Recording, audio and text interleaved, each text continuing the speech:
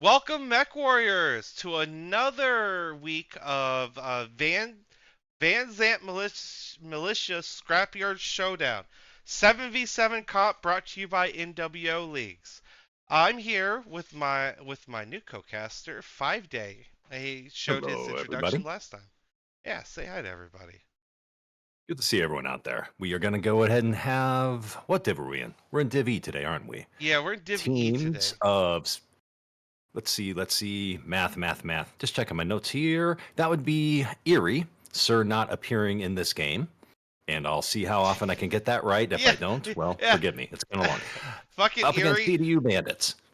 Yeah, Erie, I'm telling you now, you need an easier to say team name. That shit is ridiculous. I am not saying Sir, what is it? Sir anything? Sir not app earring in this game. Yeah, that's a tongue. I'm Yeah, okay. Sir, not going to be saying all that this cast. I think someone pointed out. Well, you just pointed out to me that you're pretty sure it's a Monty Python reference. Oh yeah, Uh, oh yeah, that's absolutely Monty Python and the Holy Grail thing. Okay, they will be holy hand grenade from this point forward. All right, I just let Team One know they have a 5 minutes. Their 5 minute timer has started. The match is officially started, technically 4 minutes early, but both teams are in. Both teams are ready to go, and I said so. Uh, with that said, this should be a good match. I don't know what their standings are. We'll come to that in a minute. But for everyone who's tuned in, this is a double cast tonight. I will be casting this match, and then right after, these guys get out of the lobby. I'll be pulling in 228 versus the Coalition, which are Div A teams.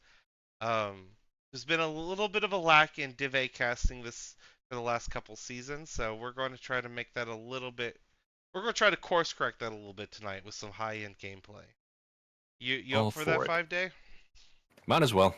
I mean, what else am I going to do with my evening, right? Might as well. Sir not appearing in this game is currently ranked number 2 in Division E.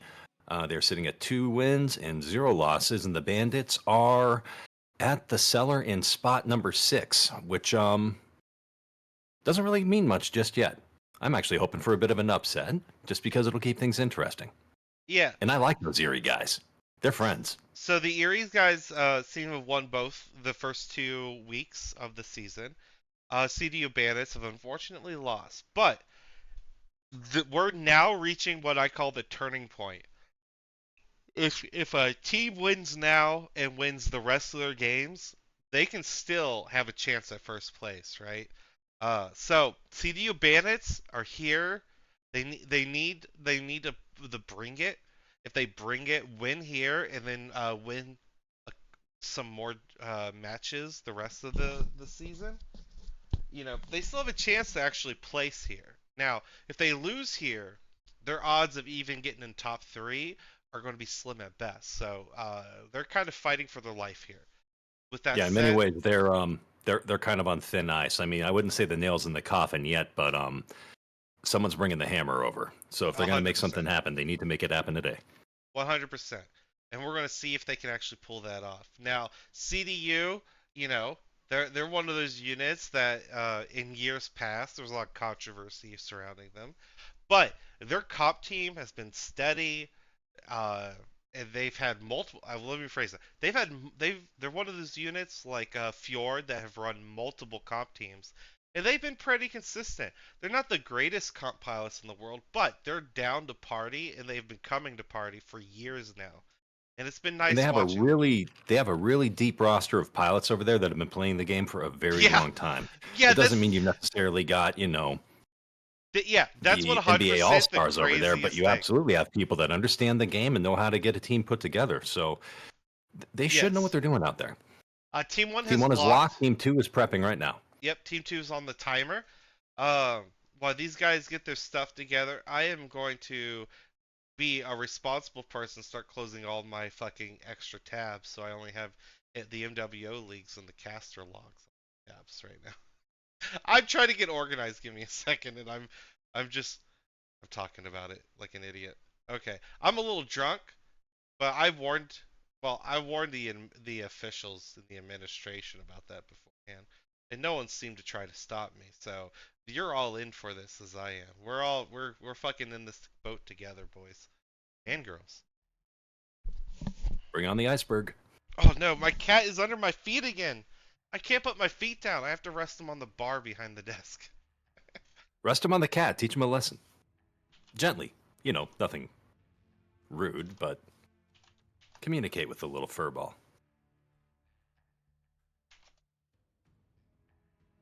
We're looking at River City for drop one, which is kind of the format that we're looking at. Drop one, for those who are Oh, unaware or new to this particular competitive season that the Van Zant boys have put together, is always the lightest of the bunch. So you can expect to see a lot of very, very squishy fast mech action. yes. This is one of the most anemic tournaments we've had in a long time. Drop one is only 215 tons? No, Yeah, 210 tons. Sorry. 210, 210. Yeah, that averages out to 30 tons of mech. So if you want to take a 40 tonner, you have to down ton to a 20 tonner. If you want to take a 50 tonner, two mechs have to go 20 tons. So like you don't have a lot of wiggle room for anything. Though with that said, I have seen some ridiculous things, right? Like we've seen people down ton everything to a 20 tonner so they can up a one mech to like a heavy, right? It's insane what some like the thought processes of some people are. But like And I everyone's did cooking. personally witness my first EYRI-B derby on this exact map earlier today. Oh yeah, yeah. Well, us at DPS we lost our match, but like we were doing chores between the drops. It was fucking stupid. Both teams are now officially locked, and I'm gonna go ahead and punch it. And then I'm gonna check my settings, make sure everything's good. It looks good. Now let's check the actual stream. All right, stream is running. Now, honestly, any comp format where unlimited urban mechs is a metric means that we're leaning hard into chaos. Yeah, And if Ralphie is listening, I would like to politely suggest for drop one, if you put this together again, let's lean harder into chaotic and make this first drop on a 5-minute timer. If you yeah. want the Urbies to brawl, And force service. make them Force brawl. service. You gotta force the Irvies too. If people are gonna play, well, you tell them tough shit. You tell them to suck it up and be a man.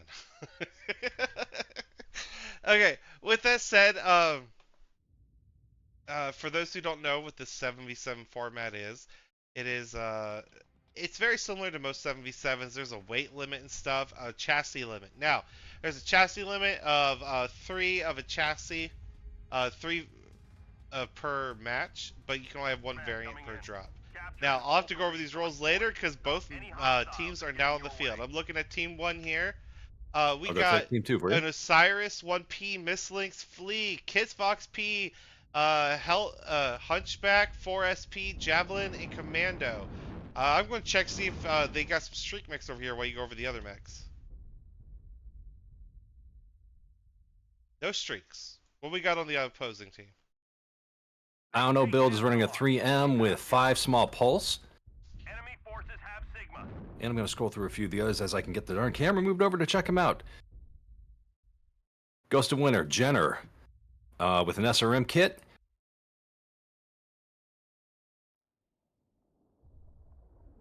And the game is being grouchy. I'm working out. So Team 2 is But so going far, everything south looks like they're here side. for a brawl. They're Heavy machine all guns and small rushing pulse south on side. Osiris 1P.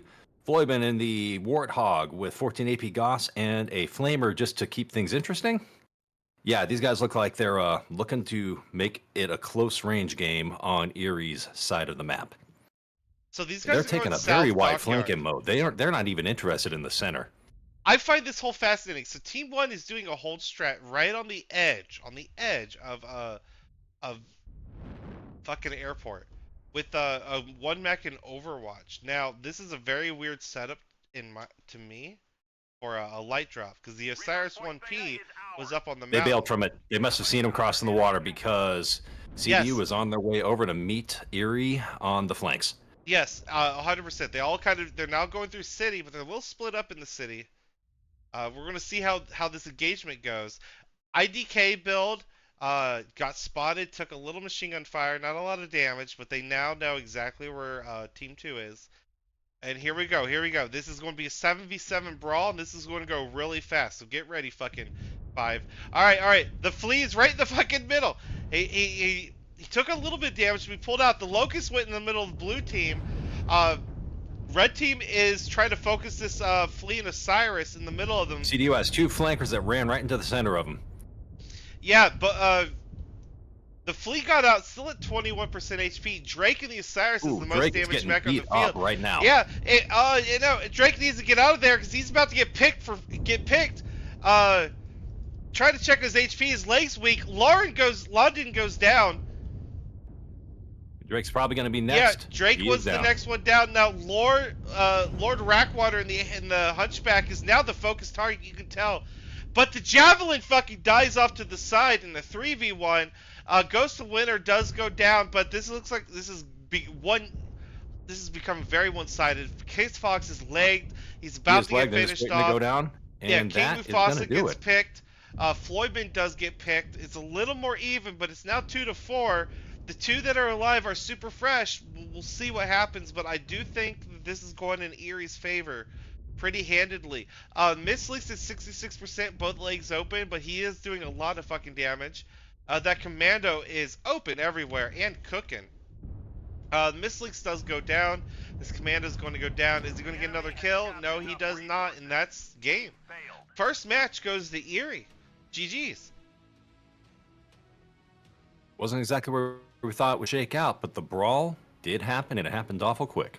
Well played, everybody. Yeah, that played super south of the map. And no, I will not be getting APIs. That is up to the teams to do it. My job is to cast. I have no other responsibilities other than just to talk at you. People watching. It'll be in the VOD. Yeah, it'll be in the VOD. Alright, drop one's down. Next map is Alpine. Almost forgot, even though we played on it. Now, you might remember what I said about maybe shortening the timer on that first drop, just because it's going to be a brawl that's lean hard into the stress of it. That has not been the case on Alpine. This big map has absolutely made itself known for the capture points being a priority. You really don't get much time to think because the map is so big. Even on a somewhat light drop like this, there has to be some map pressure or it can run away from you really quick. This has been a very interesting map. We've seen it both ways in scrims, for example, this week. Other teams who went like double down on caps, like 2 mechs on caps or 1 mech on cap, but like even if you lose the fight, if your team can get all 5 caps, and the rest of your guys can at least hold off the enemy for a couple minutes, so you guys can get your caps like in the 300-400 range by the time most of your team is dead, you absolutely can still win on caps on this one. We've learned that both the easy way and the hard way by both capping the shit out of our opponents and getting capped ourselves. Oh yeah, my rant about EU teams. Yeah. It was the funniest thing. It was the funniest thing. We had pilots in the middle of doing dishes. We had pilots in the middle of doing laundry. I was in the middle of babysitting my niece and nephew and my own son, right? All in the middle of this match because it's like in the middle of the afternoon. Like, what kind of adult has free time in the middle of the afternoon, right? What kind of self-respecting adult?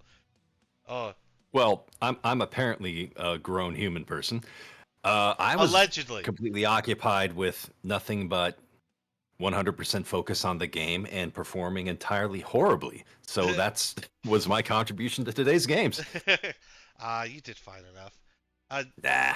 It is Poor what showing. it is. Pug behavior, 100%. You know, DPS doesn't go as hard as it used to. We used to go hard, but now we let everyone else go hard, and we just kind of cruise through. For better lean or into the worse. limp. Yeah, we go limp. We lean into the limp. That's perfect. Team 1 is all green bordered. They haven't locked yet. We're waiting for that lock typed in. Team 2 looks like they're almost ready. They've been shuffling around a little bit. I've seen some tonnage changing. So we're gonna see where they're at. Team 1 stacking Bravo 2 Alpha 1 Charlie. I think that's the I think Bravo's the closest spawn. I can't remember. All I know is in our match, we got the spawns completely backwards. Now, the spawns aren't terribly critical. I mean, it does help you maybe 30 seconds of travel time, but they're close enough that you can pretty much drop them wherever you want. With that said, if they are being intentional about stacking mechs in this way, all I know, they do care about the capture points and are going to make an effort to do something with that. So I wouldn't be surprised to see at least something resembling a hold out of CDU in this match. Yeah. Uh, we've in previous drops we've seen it both ways. We've seen teams do the that northern pass. Now that the spawns are only about like 1.5 kilometers from each other at the Oh top yeah, of the that's made map. itself really obvious. The Yeah. Northwest Passage has become a critical thoroughfare on this map because you can get all the way into the team opposed to you pretty quickly. It offers high ground, it offers cover, and if you're interested in doing a number of very Shenanigans. aggressive Just moves, that gets you into the shenanigans. fight quick. If you have plans for shenanigans, take that northern passage. It seems to be dominating. Um, With that said, that wall above it, we've seen a couple people with ER large mechs find a way to jump jet themselves all the way to the top of the cliff and just tickle ankles from miles away. oh, That's been a very curious corner of the map that I was not aware of before this tournament started. yes, that too.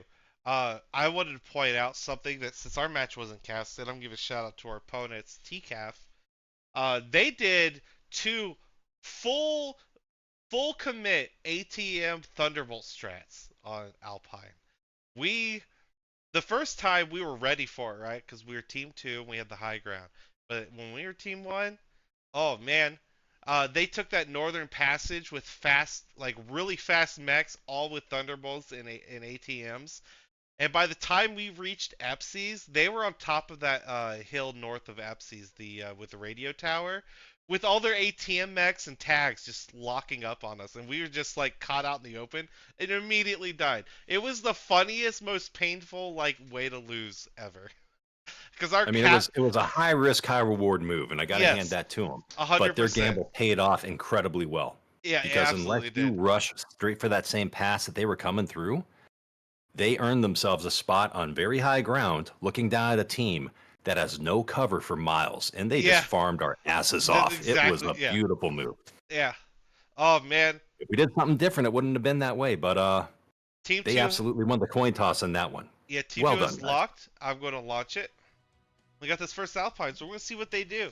Uh, Cap and hold strat. Team Two side seems to be favoring cap and hold strats for the most part. Team One side has been favoring either pushing north, the north passage that we just discussed, or or they also do like a cap and hold strat. We've seen some interesting plays from teams over the last couple weeks, just scrumming them or watching their VODs from matches from yesterday or from previous like Alpine runs. So we're gonna see what happens here. Now, for those who aren't in the know, Alpine has seen some major changes to the spawns and the caps. For example, that mountain everyone gets pissy about in quick play for because the team who takes the mountain just farms the opposing team. That's now a cap point. You have to go there now. The Epsi's cap, which used to be over here, is now here. Gamma's still, well, basically Command where it's coming in. always been. Capture and hold the Kappa's resource moved to point. the southernmost Stop any point. Now I'm going to hostiles check here on heading your Team way. 1 mechs. Team 1, we got a Black Lantern, Blackjack, Arrow, Javelin, a Stalker, Viper, Incubus, and Osiris. I'm going to bet money that Stalker is ER range trade all day. And I'm going to see what this Arrow is while you tell us what's on the opposing team. They have resource point Team Gamma. 2 is bringing a Hatchet Man Warhammer.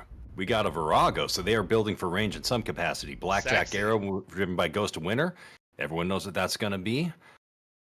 Spider 5e, one Cicada 3F, and a Piranha B, which is probably just there to take care of their ankles when the guys get close. So Yep, it's 4 ER large on the Virago. this is so We got funny. 3 We ER just large on called the this. Hatchet Man.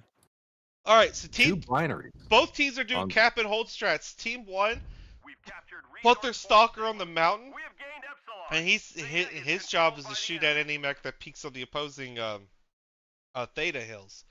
yeah, and EYRI's bringing at least some range. A couple binary builds. I'm not sure if that's just what people decided to do today or if that's part of their plan to do a mixed hold, but we're going to see very shortly. Teams are finally moving up into position. Team 1 is absolutely doing a hold. They're not interested in anything happening on Theta. And we got two lights and an absolute sprint to get to Kappa. We're going to see who blinks first or who can win the fight down there. This Virago's the only thing on this team that seems to have the range to be able to even fight that Stalker. Now, that Stalker is... The Hatchet Man is loaded with ER large. I don't think I've ever seen that before, but that's what they're bringing. How many does that bad boy have? 3. He has 3. Okay, you could do the He's same thing... not going to win a trade with a Stalker, but he can... You could do the same thing get his attention. On the, what's the fucking... Command, Katana Cat. we have possession of Kappa. You can do it on the Katana Cat. 3 ER EYRI Spider largest, got there, 10-ton encountered slider. the Incubus with CDU's team, and completely yielded the Kappa point to him. He is out of dodge, and CDU now has the 3 cap on it. Keep one eye on those cap mechs. Let me know if they end up fighting each other to the death, because that's going to be important for the rest of this. The Spider dipped. The Spider is currently watching the Incubus leave and going to steal the cap back. That's hilarious. Oh, he got spotted. There's going to be a fight down here. Let's see how the squirrels play. All right, everyone else is just trading at like 2,000 meters and only doing scratch damage. I'm going to waddle this camera over to this fight and see what happens over here.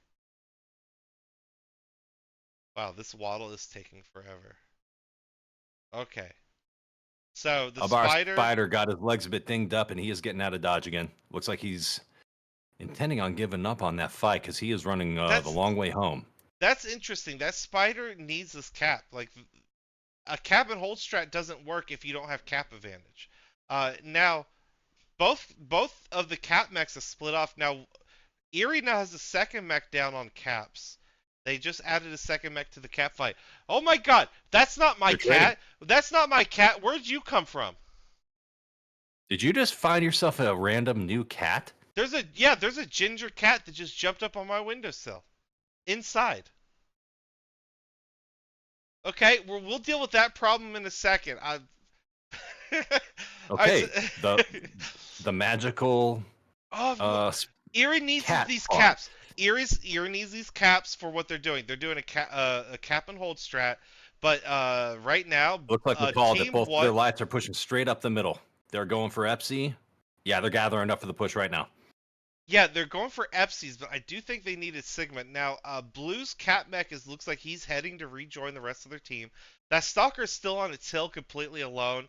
The HPs of both these teams are still like wildly fresh. Now, Team 1 did eventually push that pass, and now they're coming. Now they're billowing south like the Mongolians, man. They're going full Mongolian on these guys. Who's that? Scribbly getting shots. Scribbly cannot stand it fighting his 3 mechs. They're way too close and way too fast. He needs to he needs to get the fuck out of there. Like right now, because he's about to get jumped. He's now officially jumped. The Viper is getting shots on him. This Javelin will be joining for free. He's probably going to be a free pick if he can't find a way to get out of this. The Viper is gathered on an FC, but they have got themselves in a kill box. Right now, they need to make a decision and choose which flank to fight. Otherwise, they're just going to get farmed down there. Yeah, EYRI is they do now have a solid surrounded cap from advantage, 3 so directions. if they can drag this out, the timer will work to their advantage, but that's a scary spot to be stuck in, and they cannot stand there for long. No, they cannot, because that Stalker, while damaged, is still getting all the farm it needs. Now, the Warhammer is pushing him. Stalker lost a part. I think he just got halved. I'm going to check. We have a look at him. No, he just lost his arm. No, well, he lost his arms. You shot. His lasers shed the were in dummy his arms. arms. He doesn't need those. No. Those arms contained all his lasers. He's down to 2 lasers from 6. The Prada. The Warhammer is pushing. Yeah, that Stalker's going down right now. He's getting double teamed. Yeah, Stalker is going to go down for free, or not for free, but he did lose his gun arms. He is going to go down. This Warhammer Piranha have his number, but Blue is pushed in. Ghost of Winter is dead. The Blackjack and Incubus, Drake and DC Roshan are now dead. This isn't looking good for blue here. Erie just won the aim game. I Because think their they did. blackjack, as you mentioned, is gone. The Incubus is gone. Ooh, Position-wise, I thought they had the advantage, but it is not working out. what Oh, you we just have said, something of a 100% comeback. right. The Javelin just got fucking dumpstered by two mechs. The Hatchet Man and another mech shot him in the legs, took out his legs. My cat just discovered there's a new cat in this house, and there's probably going to be a cat fight Black Lantern around made a me. push on the Warhammer, but he's now getting doubled up by the Warhammer and a Piranha. Yes, yes, yes, yes. Black Lantern, Black Lantern kind Oh, of this went is after the turning into an Piranha. ugly game, and I love it. He should have stayed on the Warhammer. Black Lantern's now legged. Oh, and he turned his good leg to the enemy. Keep that in mind, folks. If you get legged, it's not the end of the world if you put your bad leg in front of your good leg. And once you do Brenda's that, sitting don't in a Leg block. Viper, and he drops, which just leaves one-legged Osiris Yeah, the Osiris is all that's left. He is legged. to prepare for glory. This Hatchet Man is definitely going to finish him there. And GG's. We failed. That is not how I expected this game to go.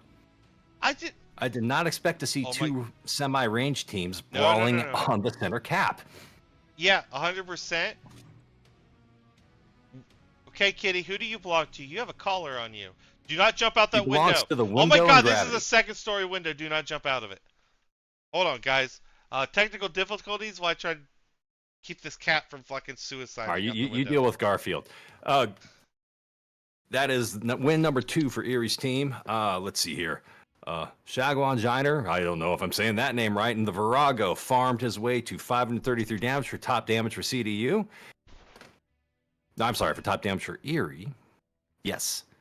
CDU, the Stalker got up to 286, and unfortunately, as I anticipated from how the game went, they were not landing enough shots with what they brought. All the numbers are awfully low, considering how the game went. That's unfortunate, and that cost them the match. So that's 2 in the bag. Round 3 coming right up.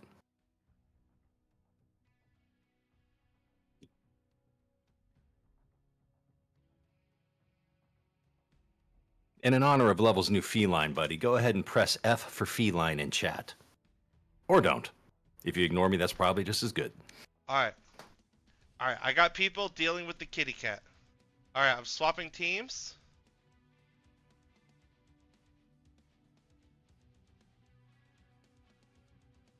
On your way back, I suggest people press F for feline. Shut up. Oh, It's all shit. part of my master plan to make people hate hearing me. It's working out like a champ.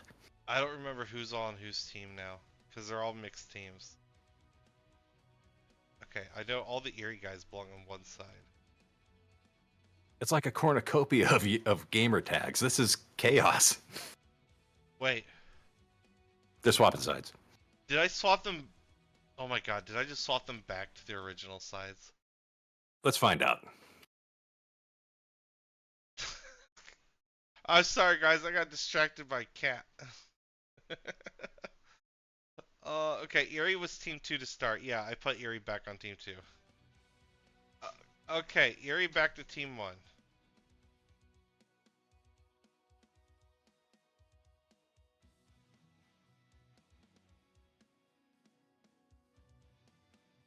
Well, why both us and they get organized. We'll see how this goes. I got to step away for one brief moment, and I will be right back with you shortly.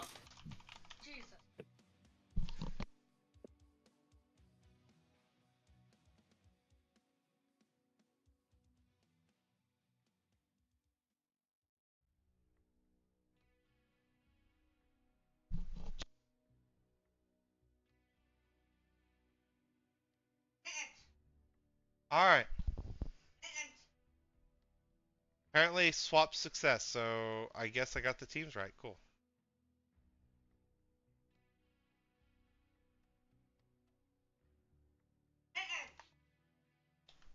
Oh, our cat's fine, Sean.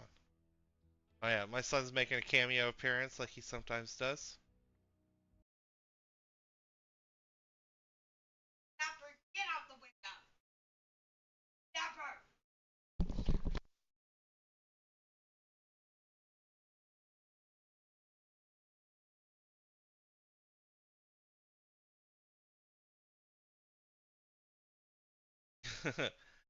All right. While we're waiting on the teams here, let me check chat. Yeah, yeah. It wasn't my cat. I don't know. I'm pretty sure it's the neighbor's cat. It was kind of crazy. Yeah, if you want the cat, it's a ginger cat. Bright orange eyes like oranges. I have returned. And you were right to fear the daywalkers. Those are scary.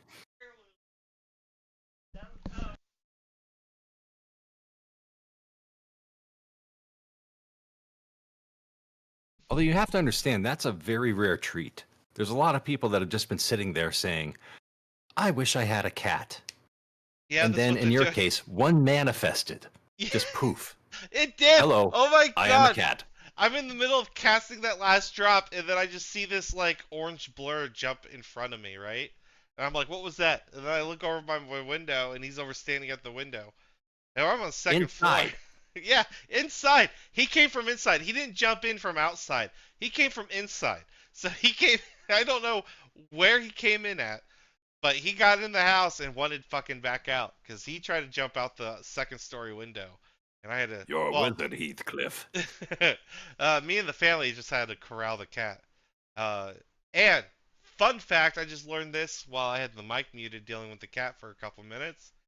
It's the neighbor's cat, and it got out of the house by jumping out of the second story window and running down the side of the building like a ninja, which is fucking crazy to me.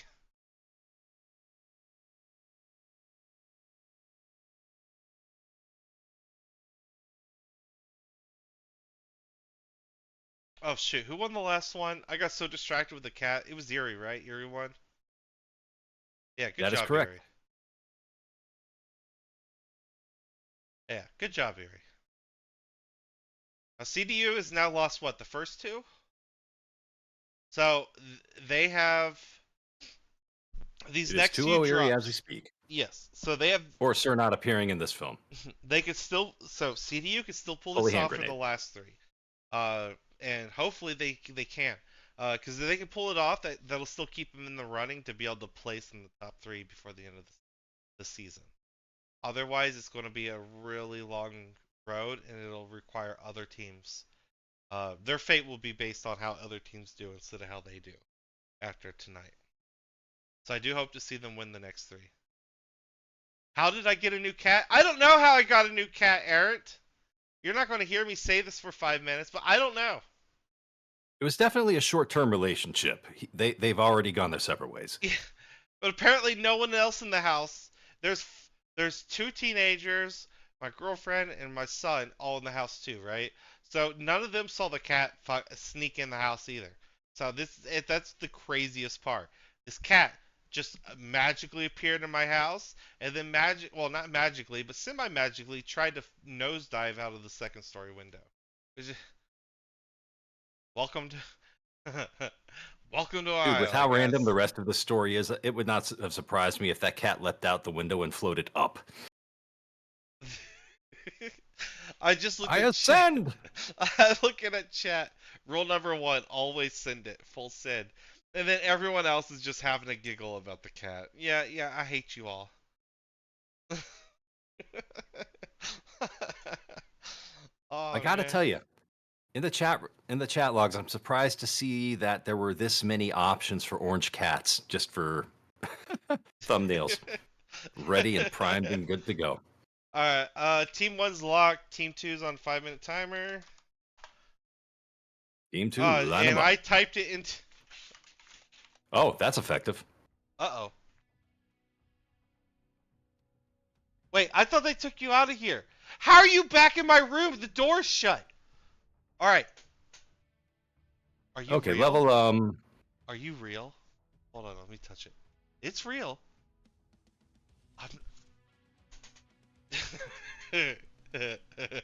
I'm All right, someone in your family just bought a new cat and forgot to tell you. I think that's what's going on. I'll deal with that Team 2 after is the locked. drop. Team 2's locked. I'm launching. I'm confused too, Artemis. I don't know what's happening. Well, this is a very unorthodox turn of events. No one expects just a pet to roll in. and be like, "This Okay, is I'm my not too house good with the now." controls. I will attempt to manage the game while Level handles the Skinwalker scenario. Best of luck, everybody, including us, I suppose. Yeah. What is happening in my life?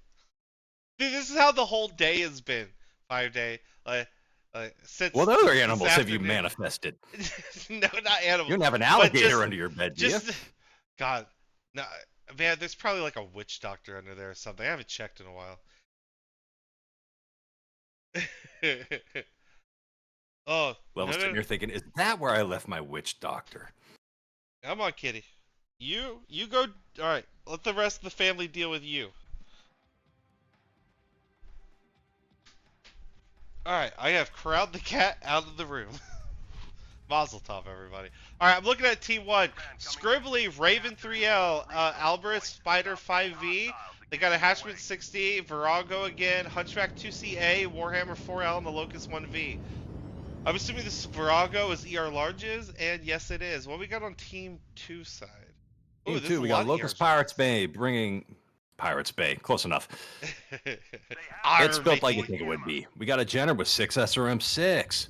Phoenix Hawk 7S, that's the fast boy with 2 snubs and small lasers as per expected, and a Charger 1A1 with 3 large X-Pulse and smalls. They're looking to make this up close and personal. Very Team 1 interesting. is looking to make a fight out of this one. They're Team going 1, straight for Theta right now. Team 1's going straight for Theta, but they're a bunch of large lasers, so if they get too close, they could get pushed. Now, as you pointed out, Team 2 Team 2's going for Theta with 1 sassy little Crusader going up in the Northwest Passage. 12 smalls and 2 ER peeps. Okay, he's bracket builded. He's going to try to get their attention is my guess. the Crusader. That could be a token Crusader. Now, he is off on his own, so if the enemy responds to him, he's too far away for even the fastest mechs to try to help save, right? So That seems to be the case. that's a huge gamble and a huge risk, but it could pay off for him. Now I'm looking here, seeing a bunch of blue lasers flying onto Theta. The caps already flipped, so they're not going to be able to stop it. Both teams have 2 caps. I'm looking at the mini map. Both teams' cappers are about to run into each other in Kappa. I'm going to check that Here's got a out. Locust hanging out at the antenna with their hunchback, but he's kind of outrange for this sort of thing. I see the value in him spying, but It looks I like that wonder what the Crusader goal is. dropped down to the low ground in Gamma, and he's going to regroup on Theta. Now, that Crusader has barely taken any damage. I think they would have been better off leaving him there, so they just had more crossfire opportunities.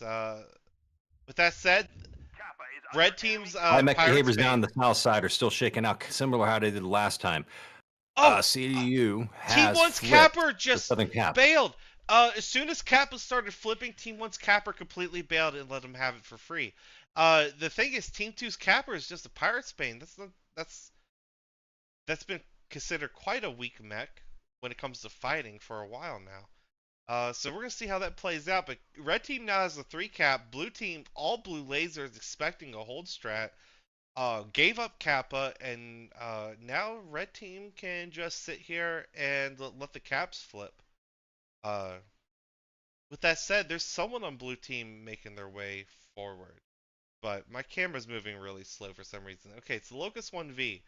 Locust is behind the hill south of Theta. Now he could actually probably run up that hill, uh, right here. Looks Where like I'm it's trying to looking at. find a gap. I wonder how well they have them scouted. If they're aware of how they're completely gathered at the hillside, he probably won't attempt to make it. And to be honest with you, This is he interesting. kind of needs to. 3 of these mechs are literally just sitting here. This is like a 4v7, 4v6. The Charger, Well, I would like to see Jenner, that Locust Phoenix do is Hawk. come back down and help out his other light down south of Sigma. They could 2v1 this It's spider with the yeah. Pirates man. With only 7 mechs on the field, they need that kind of mobility, right? Any mechs not in the fight, not doing anything, are literally Well, Varys dead is going to weight. cap. He's going to try to flip it and make the game appear a little bit different. The question is whether or not he's in the mood to fight the Locust that is right on his heels. Everyone Yeah. else is just holding and trading. Yeah, we're gonna see what happens with Bluto's that. Incubus is very beat up. He's already under 70%. Yeah. Where's he at? Okay, he's standing here. Yeah, they're expecting either a push or something to happen, but right now EYRI's technically winning Albaris the once range again trades. bailed on the cap. The Pirates Bane has chased him off. This is still a 3-2 cap game. All right, the Locust has finally given up trying to run across that open ground, which I think he should have done over a minute ago. Now the Locust is moving forward. If that Locust joined with the Spider earlier, they could have double teamed this Pirate Bane, and then They may have the opportunity now.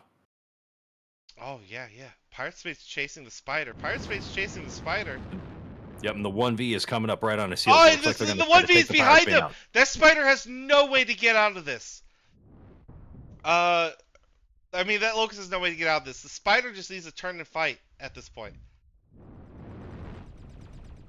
Alright, it's a 2v1 down south. Come on, Spider. Get back in the fight, Spider. Get back in the fight. They're already starting to turn red on Landon's Locust. Oh, land him. You took a fight you couldn't win. Oh, no. Now he's running. Now he's the They one. know they got an eye. Oh, they got his leg. They got his leg. It's going to be a free pick. Without taking much HP damage either. I can't. That's the pick. That's going to be Kappa.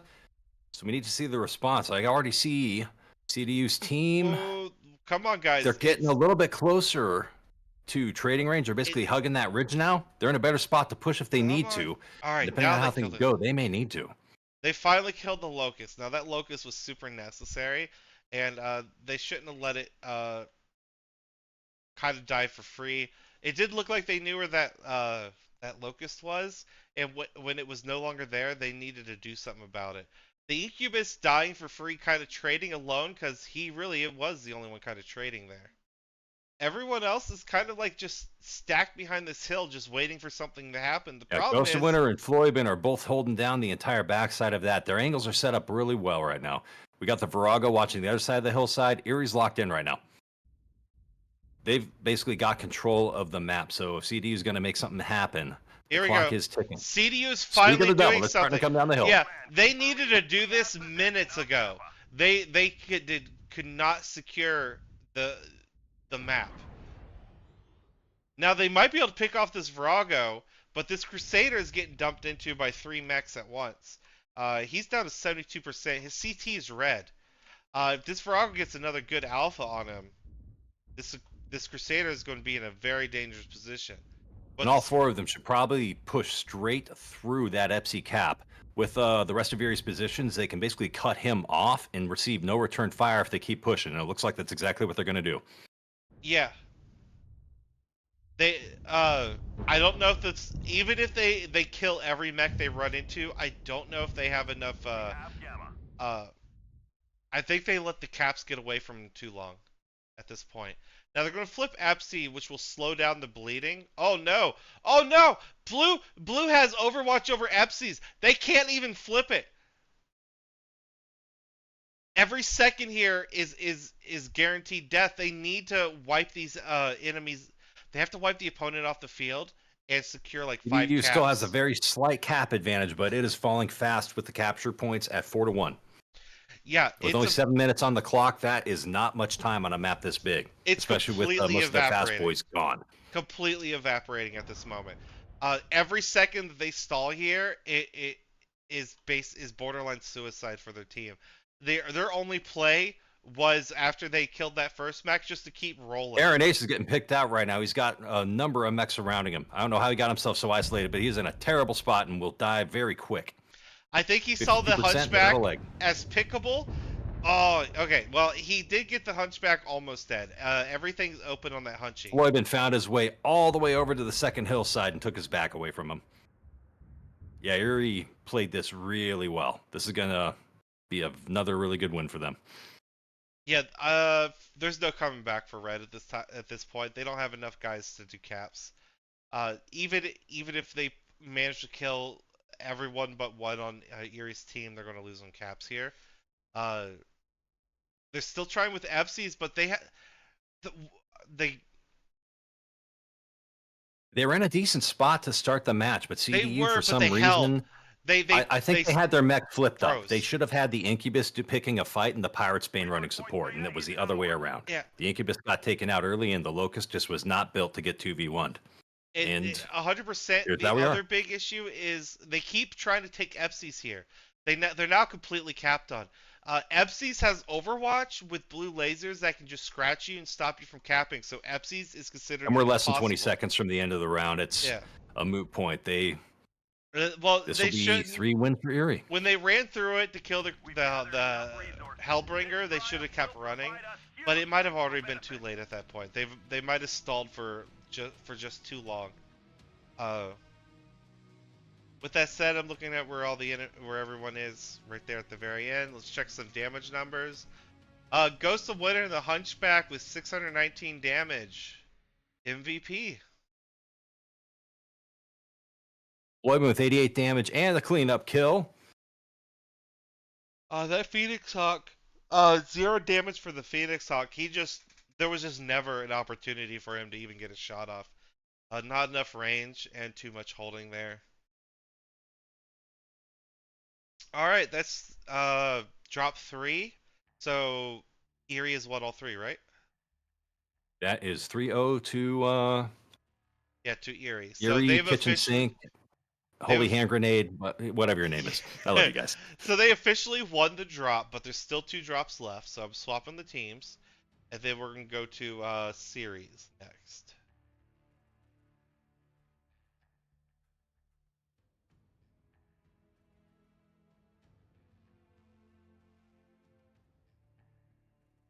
Ghost Winter is asked, are we staying on our current sides? I think they're wondering.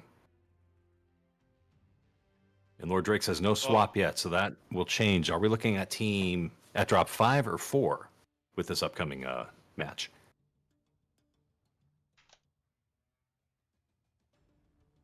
I swapped him too early.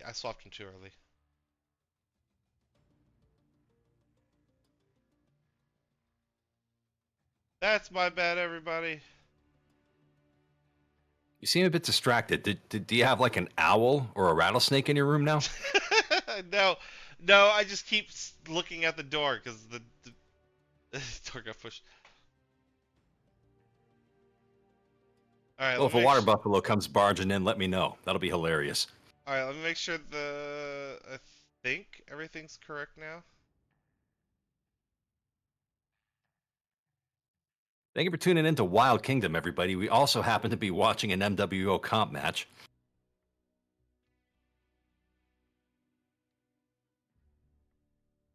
Oh, there we go.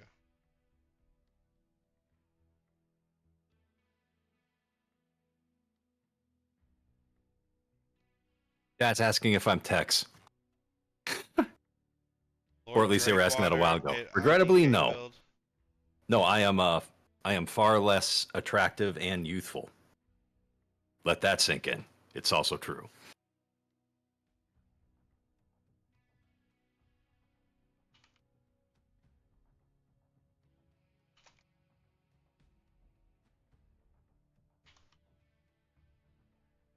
The teams claim to be happy with their present locations. The teams are in the right place, unlike the Orange Cat. I'm not letting this go. I'm going to ride this as long as I can. Dude, you're not the only one. Everyone is. I'm not gonna. First, it was my radio cast and all that, right? Now everyone's gonna make fun of me because I fucking had just a strange cat just show up to my cast and just be like, "This is my house now." No, the best part, you were worried about being a little bit overly tired and unengaged in this game. Boy, that is not how it played out. Yeah, no shit. Oh my god. We're worried you might be sleepy. You have therefore been bestowed by the gods, cat. Well, we still got one more cast, and then I'm going to drunkenly play Repo with the boys after that. You don't have Repo yet, do you? No, I was going to ask you what that game was, but also consider this point. I don't care, and we're watching MWO. I'm staying on topic. Alright, both teams will swap. We're now in Series Scrapyard. Series Scrapyard has been kind of a crazy map. Has anyone seen a trash can in the trash heap yet? This is a Black Pants Legion competitive tournament. It just seems wrong that I have not witnessed this yet. Oh, was it Series the light drop in week 1? Was it? You're right. Yeah. You are right. This is the last time Series will be in this tournament, but yeah, it was. I never said I was wise or intelligent. I just completely decided not to remember. Hey, you do you, boo. No judgment here. What if I prefer judgment?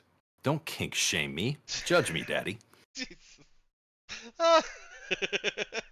Are we getting banned yet? Oh my I'll god, toe the line a little longer. no, I just got a ping in the NW Comp Discord said, where were you when Level got a new cat?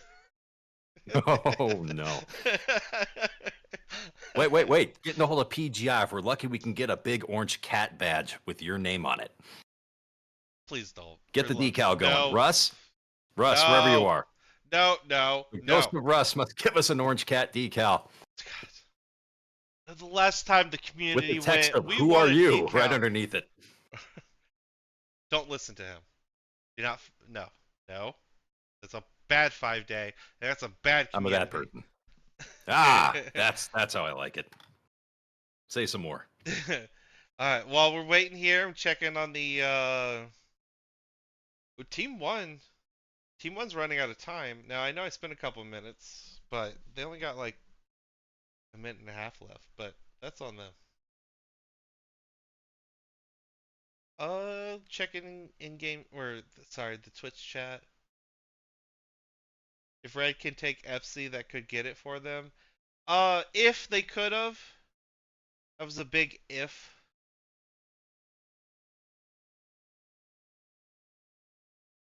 The issue that they had was they had Team One had Overwatch over FC, as soon as they got there, they were already being shot at, so they had no chance of capping it. I feel that their only chance was, well, first to send a second mech to go fight the capper and try to. Once you realize your opponent's doing a cap and hold strat, nothing's going to happen until a cap game wins. You have your big mech stop trading, or at least slow down trading, and then you go all in on the caps. I think is what they need to do. MWO Leagues is taking an ad break. Yeah, so I don't. Well, everything I say will be in 5 minutes. It's just everything I said 5 minutes ago that's under an ad break. Team One's almost out of I don't time. understand these systems. I just call them as I see them. Alright, I'm giving Team One a 1-minute warning. They're actually beneath that, but I'm giving them at least a 1-minute warning because it's not my place anymore.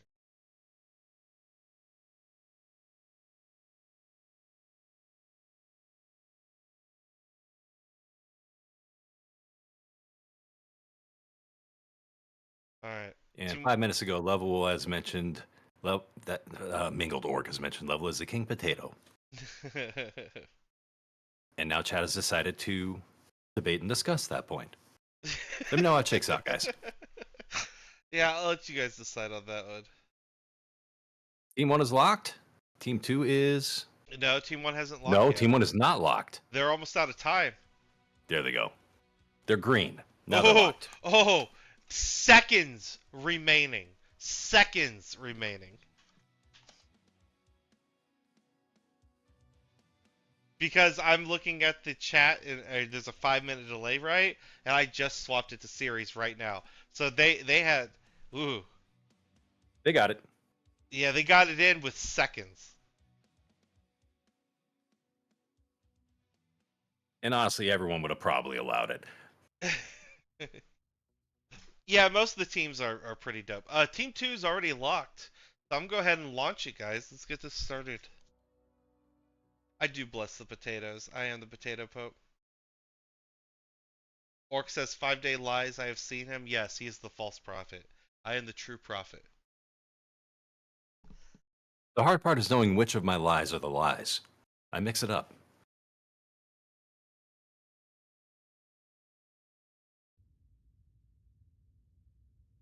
Allegedly. That could be the lie. The only lie is the cake. Oh, man. You know what? Everyone's always like, where's Half-Life 3? Bitch, where's Portal 3? You know what I mean? Where's Half-Life 2 Episode 3? Yeah! Where's Half-Life 2 Episode 3, Half-Life 3, and Portal 3? Like, come on, Valve. In the meantime, Gaben's all just like, you know what? Let me ask you this. Where's that 7,000 foot tall pile of money I sleep on. Oh yeah, I sleep on it. I'm looking at Team 1 here. King Mufasa, Bull Shark 6, Rifleman 2, Piranha 3, Cicada 3F, Mad Cat 2B, or let's say 2, or sorry, Marauder 28, Urban Mech R, and a Charger 185. That's interesting. Team 2, CDU is bringing one Mad Cat 2B. There it is. Mistlinks G, Crusader 6T, Summoner G. We got a Huntsman Packet, a Mishi Peshu, and a Nightjar Jade Kite. This is probably going to be a mostly brawl with some range support coming in right behind it. Team 1. Quick Raptor Theta. Team 1 has a lot of DACA, a lot of mid-range here. Double checking all their mechs, but yeah, they have like 2 close range mechs. Everything else is mid to long range, so this is going to be interesting. In the Team 2, you said Summoner G. That's SRMs for sure. Oh yeah, no question. Yeah. CDU's Piranha keeps trying to take a stab at Theta. He is somewhat isolated and taking damage. Yeah, he finally is bailing out of there. Rest of their team is moving up, mostly center channel. They are looking to pick a fight. They're just not too committed to it quite yet. We'll see if they're sorting out what their intentions are, or if they're just trying to gather up for the push. So I'm a little worried about CDU's team. It's very bracketed. Even their big mechs are all over the place. They have a UAC or an AC2 Night Gear. They have the DACA Mad Cat, SRM Summoner. I think that Crusader. Backwards. I was talking about CDU as if they were EYRI earlier. But yeah, I'm back on. I worked it out. CDU is currently getting a solid hold on Theta without too much return fire. Now he's taking some. Looks like EYRI chipped him just enough to scare him off the cap. Alright, there's some DACA going back and forth across the middle. Alvarez and the Charger already at 90%. The Mad Cat 2B on Team 2 side, Mannequin Fartwater, hell of a name, is at 89% already. We can't all be Skywalkers. Some of us walk on other things. Amen. Team 2, I kind of like this thing they have going on the left flank. They're getting deep. But there's not enough Overwatch for what they're kind of like doing here. Now this Huntsman... where there is not bad, it just seems unsupported depending on where the rest of the team is positioned. The thing is that this Huntsman and the Summoner are all SRMs, right? They're expecting to basically 1 or 2 shot something just big. got focused by like 5 mechs. He just dropped to 70% in a hurry. That Mad Cat's taking a lot of fire based on where he is. He is really spotted. Woof. Alright, yeah, he's silhouetted. He looks like he walked on top of the hill and got silhouetted. There he is again. Yeah, he's getting silhouetted. And his decision was to peek the same spot twice. He has to move. You can't peek the same spots, people. Keep that in mind. The Shadowcat's attempting something simpler from the far flank. Oh, they could do something with this. It looks like they've drawn a lot of their attention that way of both the Shadowcat and the Mad Cat that took fire, while the rest of their team is advancing into their flanks. Stay on the gas. I'm not sure it's a great plan, but it is a plan. Okay, these 4 mechs, if they dive hard and dive fast, enemy team is 1's on Sigma and 2 are in the backfield. Here we go, here we go. Oh, they're focusing the Charger. Stay on that Charger. Stop switching targets. Stay on that Charger. That Charger's about to die. Charger's now cored. These SRM bombers are fucking showing what they can do. Charger is still up with 3 SRM bombers on him. Oh, the Summoner's getting farmed into the back. Oh, the Summoner died. Oh, no. Oh, they took too long on the kill. They're now going after the Bull Shark, which is probably the smartest pick. But they needed that Summoner still alive. Their focus fire is a little over the place here. Rifleman 2C is about to go down. Maybe that should be a called target. AP Goss and the Mistlinks. He is flanking around their backsides, which is a smart move if you can draw some fire. I don't know if he's got enough help. The Mistlinks probably just needs to ignore that Cicada. The Cicada's ER largest. He's going to be heat capped fast. Jangwan cooked himself down. He is out of the match. King Mufasa takes out Brenta. The Huntsman goes down. Now, with that said, this Bull Shark 6 is looking mighty weak. Right torso open. He's cooked himself a little bit. Crusader's stuck in this fight alone, unfortunately, and the rest I, of th- this team cannot I think he was just support. YOLOing himself out. He looked like he was mostly stripped out. Oh, if they could have got another kill at minimum, this might have worked in their favor for what they were trying to do. Oh, If I they don't were know. Bill got the just too backstab and took unsupported. one more down.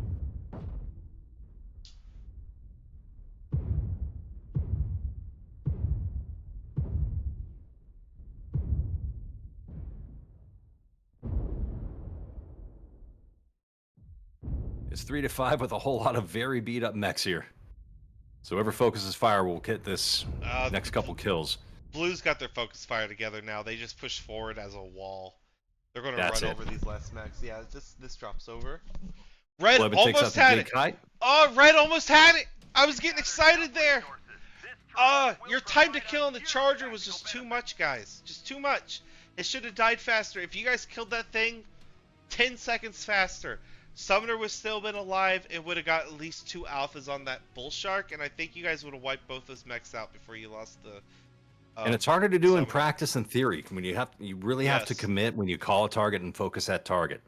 And I know that in those half seconds where you open fire and then all of a sudden everything moves and you hear all the bullets coming from everywhere, it's really easy to stay on task. But that's why it's so important. Yeah. If Now, you find one Shankwin- thing, you make sure it's dead before you move to the next, and then the Shankwin in next. that Rifleman 2C, 619 damage.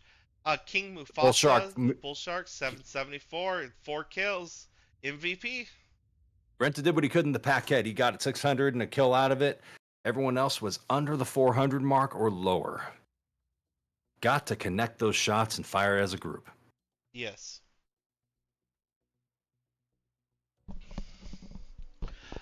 Alright. Now I swap the teams.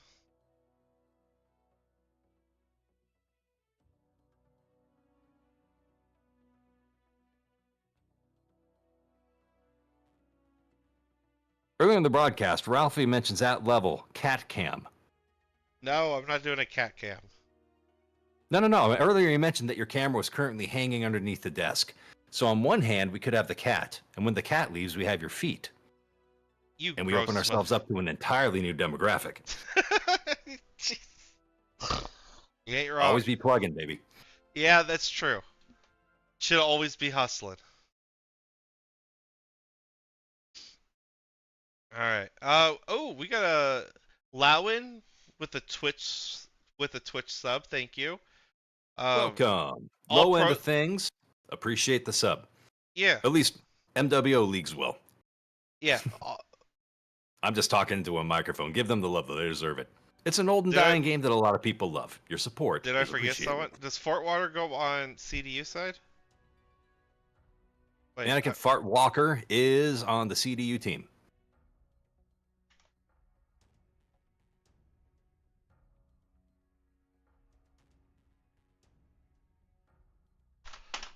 Coffee Frog. I'll just ask them. I'm just going to ask them if the Interesting. teams are correct. If they don't say anything, then I'm going to assume they are.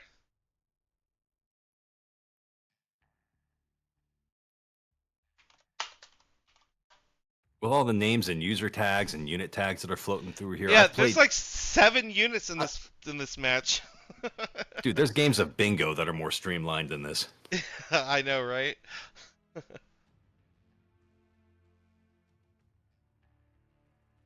You can Even pick in the the upper same echelons, spots twice, but JGX, I spending think each I've shot. seen like 3 or 4 or 5 teams that are just their guys shuffled around. Yeah. Checking chat here. This isn't too bad. Mid range is pretty good here. Yes, it is. Their deck was just a little too. I don't want to say bracketed. It's just that they had some heavy brawlers, right? And they also had some ranged Daka mechs.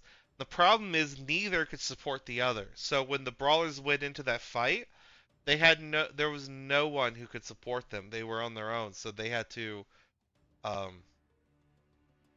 That's map awareness and positioning and just coordinated movements more than anything. This map is actually extremely good for kind of a mid-range situation, but it takes good positioning and it takes good, well, balls, for lack of a better term.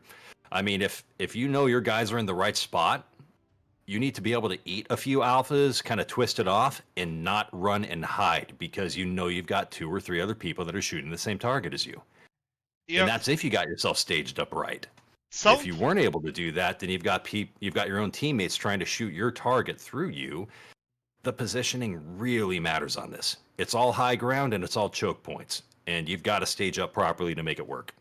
yeah. So one thing was pointed out to me. I can't remember who said it, but to me it made the most sense about this map. Is if you think of canyon and you took all the canyons and then all the cliffs and reversed them, that would be basically this map. Yeah, this map is kind of like it's And sort of Luthien in a teacup. kinda, yeah. You know what? While we wait on Team 2, I'm going to take a swig of this 151 proof vodka. Charcoal filtered. He's trying to manifest a unicorn. Cats are boring. We need something mythical. Yeah.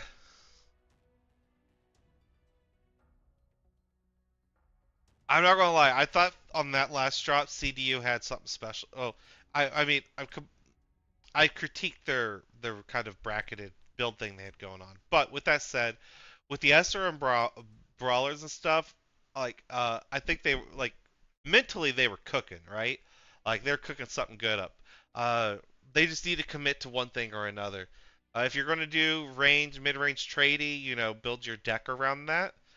Vice versa. When you split your team into two completely different strategies, if I either don't think they're side getting out gets mech labbed, and I don't think they're losing on like the planning sheet because a whole lot of these drops that looked like they had the better positions and an early advantage on the numbers. This is an execution. EYRI's seeing what they're doing, realizing the spot that they're in, and responding very well. In CDU, it's when it comes down to actually winning the fights that are in front of them, they've been on the wrong end of it for most of this evening. That's actually a good problem to have because you can practice your way to like improving on that sort of thing. If you lost in the mech lab and on the drop sheet, you got to be kind of elite to get that worked out. But just basics of hey, let's get used to moving together. Let's practice on shooting moving targets. That's actually a lot easier to solve. yeah.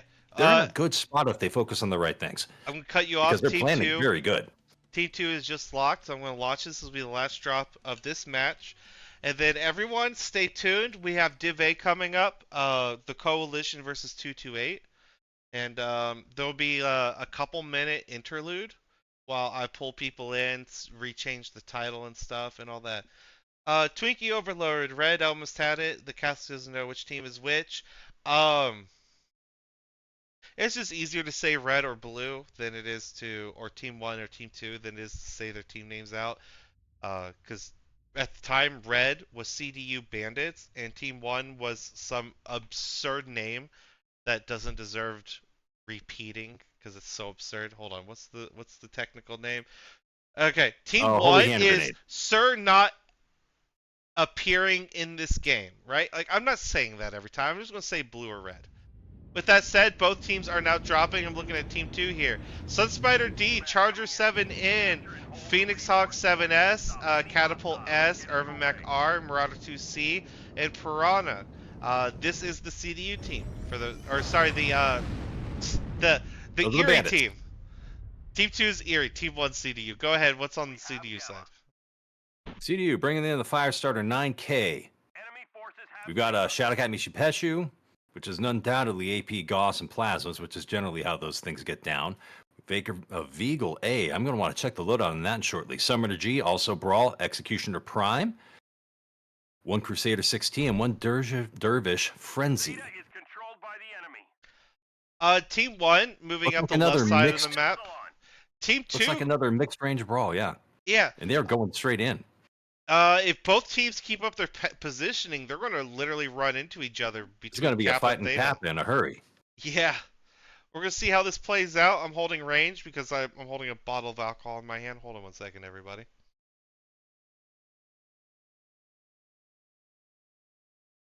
Do a shot and do a chaser. All right, back to the game. Team 2 is going to get flipped here at Kappa. Erie's going to flip Kappa because I'll try to be more cognizant of that.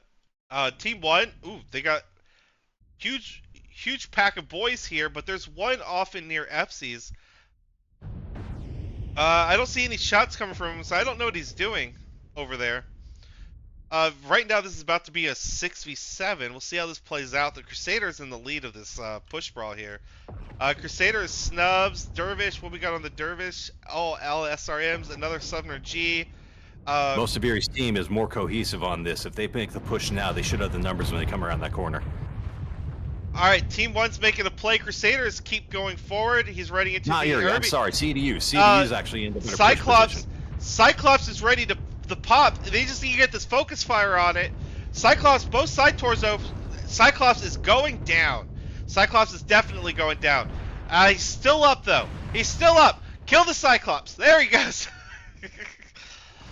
Phoenix Hawk 7S on the left flank is about to get eaten alive if he doesn't get out of there. It looks like the Shadowcat's going to chase him off. The Crusader's gone down. Team 1's push brawl with the SRMs is completely stalled here at brawl range. I think they just needed to get in there. They do drops. They do get the Crusader down. They're slightly in the lead. Executioner does go down. Sumner is still the biggest threat on the field. I think they need to focus fire this Marauder. They're kind of shooting at different mechs. They need to focus fire if they want to pull this off. It's all evened up, and the remaining mechs on the Erie side are healthier. Yeah, the Erie's doing better at focus firing at this point. The Executioner that just died was focus fired. We got war crimes! We got war crimes! We got fucking war crimes! Blue Doe dies after team killing his buddy there. And it turns into a 3v5 just like that. Yeah. That's the way she goes. Oh, the Sun Spider's pretty injured. And Floyd Benebrenta aside, there is not a lot left of the mechs that are on the field. Sun Spider is injured everywhere. Brenta takes out Coffee Frog.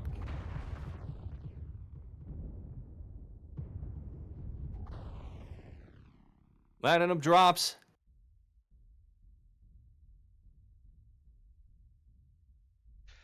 Phoenix Hawk's like one-touch CT. Sun Spider left leg is open. Urban Mech is like completely fresh. Now this Firestarter might be able to pick the Phoenix Hawk. Phoenix Hawk's just running from him.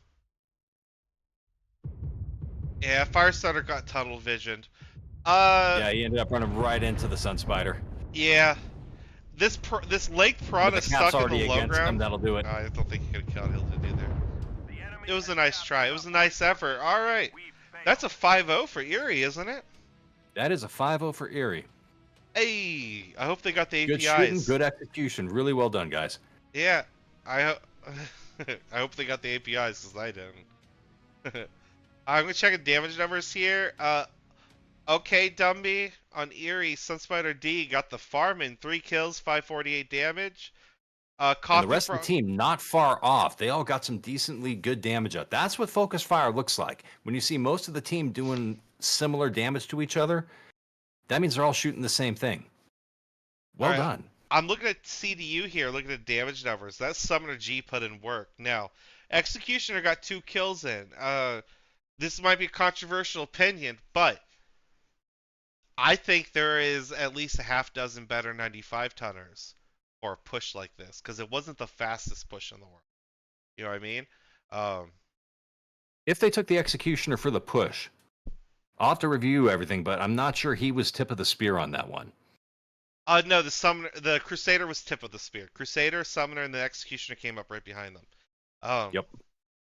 The Crusader getting hard focus, that was what was going to happen, because they could be a big threat. So, but the Executioner, if it was something that could either tank better or had higher burst damage, like some sort of like SRM bomber or something with AC-20s or some shit, I think they would have done better there. But concept-wise, I think they were doing pretty good. I'm going ahead and start kicking both these teams out. All right, now I'm getting a tad of family aggro on my end, so I'm going to step away for about 10 minutes while we kind of get things going. So Yeah, I'm ashamed to leave you by your lonesome briefly, but I will be back shortly. you're fine. I gotta set the title, so everyone, things are gonna be quiet for about 2 minutes while I concentrate on being a good caster and doing all Steward, this shall we say. bullshit. Yeah, shut up. All Just right, go see you do in a your few. thing. Alright, I gotta change the title. Who are we? It's 228 versus the Coalition. Oh, I'm too drunk to spell Coalition.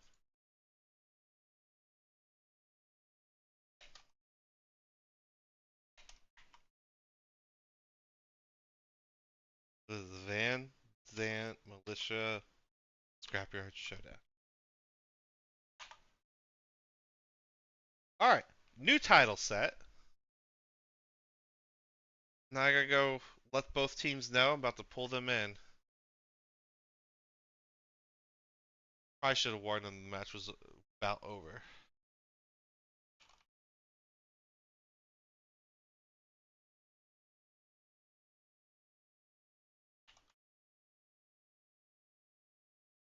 Alright, so I think I need Redbeard in. I think he's 228's team lead. And of course he's not.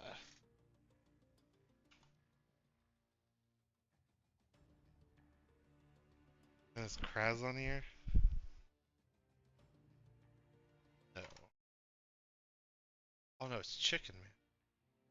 Where are you at, Chicken Man? You're not on here either.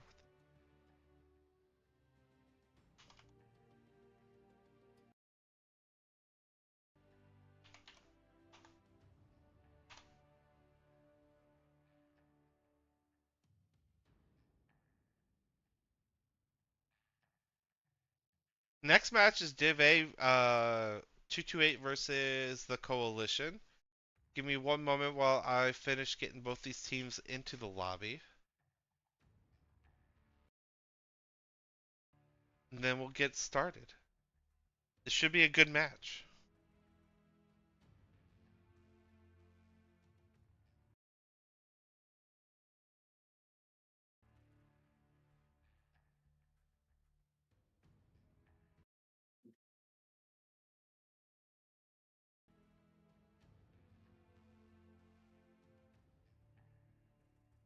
Oh, did I spell it wrong? Shit.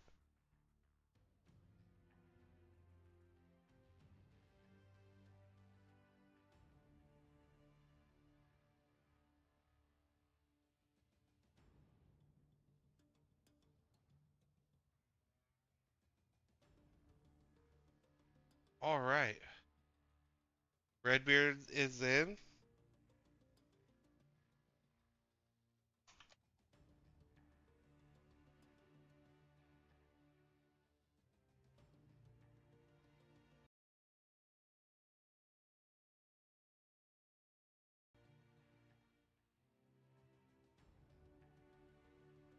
Well, it looks like it's gonna be one of those days where everyone streams in one at a time.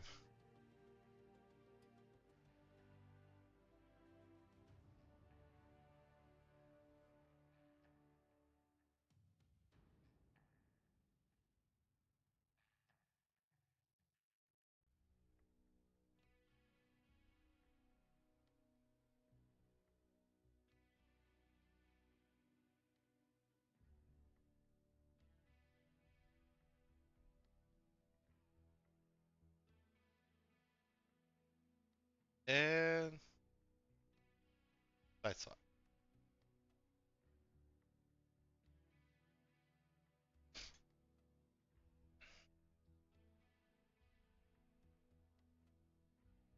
Alright. Teams have been changed. Title is changed. Yeah, good job, Erie. 5-0 sweep. Good job.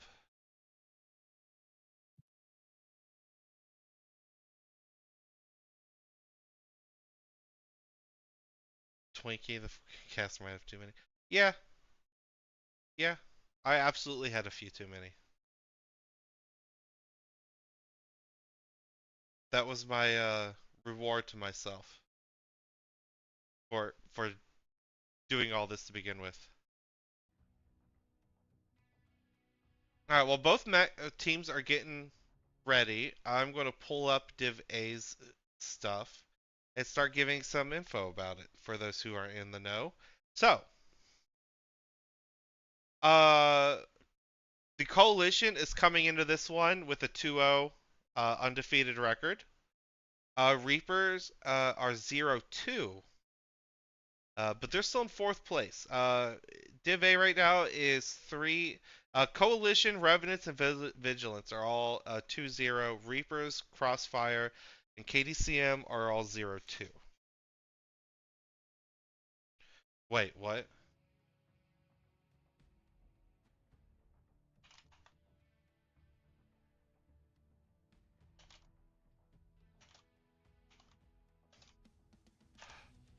Alright, looks like I'm changing the teams back again because they don't even know whose team won. Alright, swapping teams.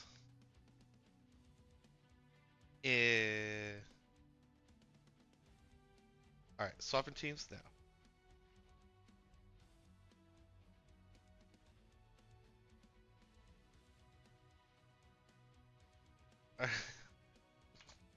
Are we good?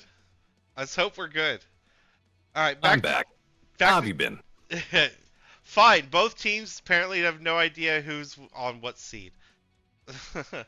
uh, Huh. so I was just talking about Div A. Div A Coalition is undefeated with a 2-0 and 20 points so far, which I think that means they 5-0'd both their opponents. I think so. I think it's 2 points a win, right? 1 point for a draw. So yeah, at 20 points, they must have won every drop so far. Excluding the EYRI-B modifier. Yes. Because chaos. Thank you, Ralph. All right, Team 1's now officially on the 5-minute timer now that I know for a fact the teams are fine now. They gave me wrong team info 5-day. It was the worst. Sure they did it on purpose. Probably just to mess with me. I approve of these shenanigans. Hey, you shut your mouth. Nah, Don't join the not my masses. style. I think they're on an ad break. So the ad break ends in 1 minute and like 18 Ad break seconds. just started. Yeah. All right. Cool. Perfect timing.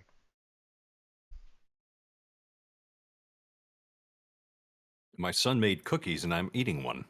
He actually did okay. That's awesome. Oh, shoot. Guess what? We got someone's here to join us. Ah, excellent. Yeah. Hey, Orc. You want to join us? 5 days means you have to The stream the channel true for him. mingled orc. How you doing, Crit? Of course. Sorry, he's in. guys. I was muted. I had to turn off stream. I'm doing great, guys. How you doing? Not Hanging bad. in there. Welcome to That the was party. That was a killer first match tonight. Yeah, that was it was pretty good. We're going to do Erie's other team tomorrow. It's at 2 p.m. Eastern, which is figure it out for everybody else. I ain't doing the math. Oh, that's 'cause an early easy- one, but I think I might be able to make that. Yeah, it is a little early. Yeah, 2 Eastern, 11 Pacific. 5-day, you'll have to stream the channel so Orc can also get in on this. Yeah, we are now doing a group cast, people. We got 3. I offered my whole team that they could pile in on this cast. But apparently no somebody's one gotta took keep me up on the the potato in offer. Well, Orc took me up on the offer. All right, Orc, I'm sharing it. I appreciate it, man. Yeah. Yeah. That way you can get in on some commentary. Okay. We're waiting on Team 1 to lock. Team 2 is has 8 people on the field. So they're just straight flexing at this point. But I'm looking at the rosters of both these teams, right? Very tight. Yeah. I see Windscape up there on 228. Seems like Jay gave him Dino Nuggies. They must have. They had to bribe him some way. Team 1 is locked. Team 2's on timer. I'll give Team 2 the 5-minute timer. Woodscape usually played for 5JGX, but they're not Yes, playing this 5J. season. Yeah. He actually, interestingly, played with EYRI in the previous comp series. That's right, he did. Twinkie, if you want to know how much I've drinking, I I didn't keep track, but let me put it this way: I have a 750 milliliter bottle of 151 proof vodka, and I've drinking a quarter of it. You do the math, and that's how much ethanol is currently in my system. On a scale of 1 to drunk, he has achieved orange cat. Yeah, I That's- cheesed we're orange just cat. materializing Oh out of my the wall. god. I had to touch it. I was starting to get worried that I was like hallucinating, so I had to touch the cat to make sure it was real. Yeah, I had to behave myself in the chat. So there's so many jokes I can make about this, but I want MWO to not be demonetized. Nah, and they're all too easy. I mean, no low-hanging fruit. Make an effort. Right. I know. So I figured I'd save it for our repo session tonight. And 5-Day, if you need to know what repo is, it's basically horror house, like escape house. I'm gonna have to cut you off, Team 2. Just They are locked. locked. Yeah, we're gonna punch it Let's go. here. And guess what? I just had dinner brought to me. Mashed potatoes, specifically Cheetos mac and cheese. You're like, what? Wow. Yeah, Cheetos makes some mac and Cheetos cheese mac now. and cheese. And That then is so horrifying. I can't stop eating it. It is a terrifying, beautiful, like cryptid of food. oh my god, the jalapeno cheddar one is so good. Listen, if you want mac and cheese that tastes like actual Cheetos, for the few people in the world who that sounds like a good time, buy it. It's You like don't care that red number 5 will take 7 years off your life because, damn it, you're fabulous. Boy, do we have the mac and cheese for you.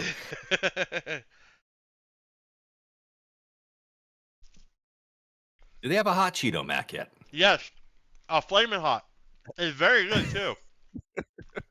Sorry, I It just ate seemed like a bite. moral imperative. I just needed to make sure. Yep.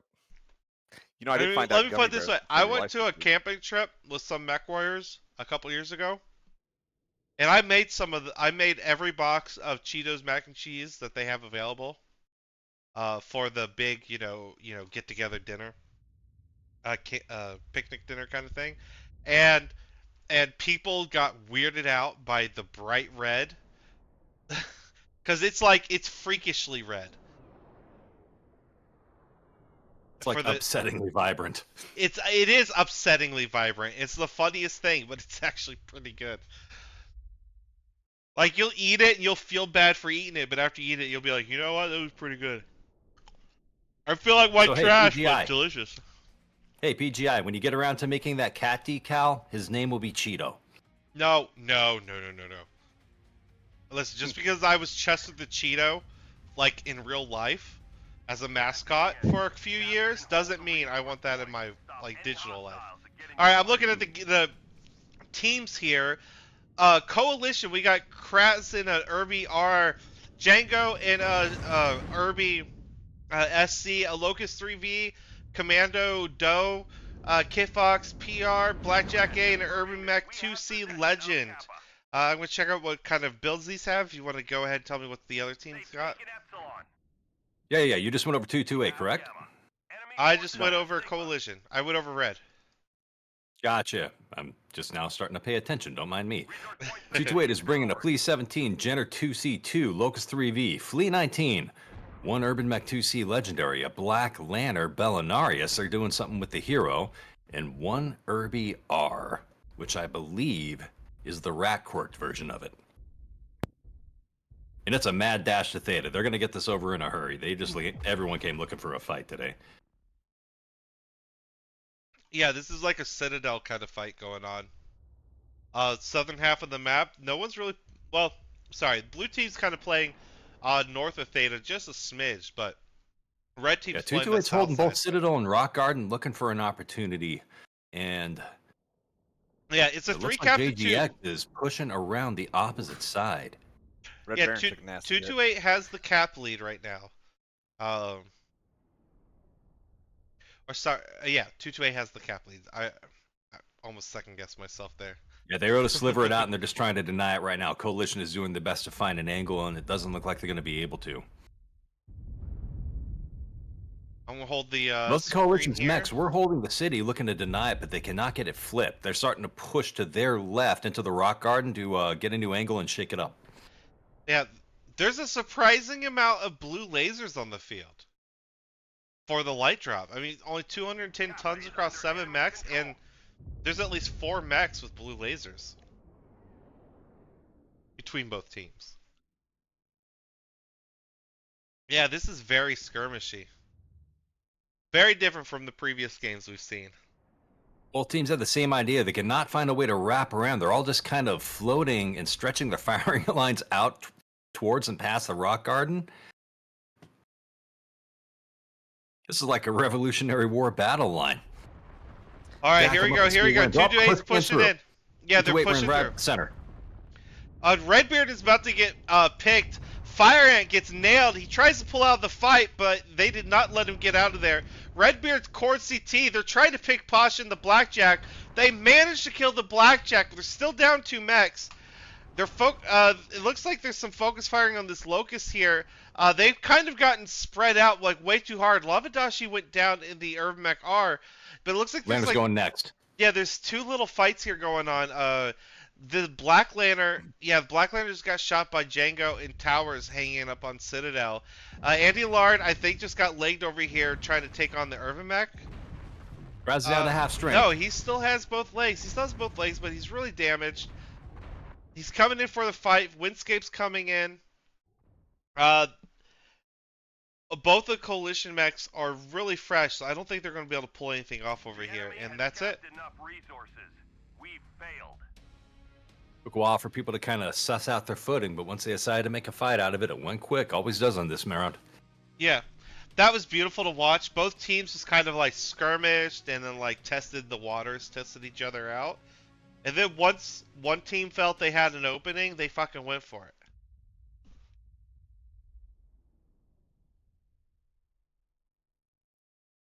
The coalition takes round 1. Oh shit.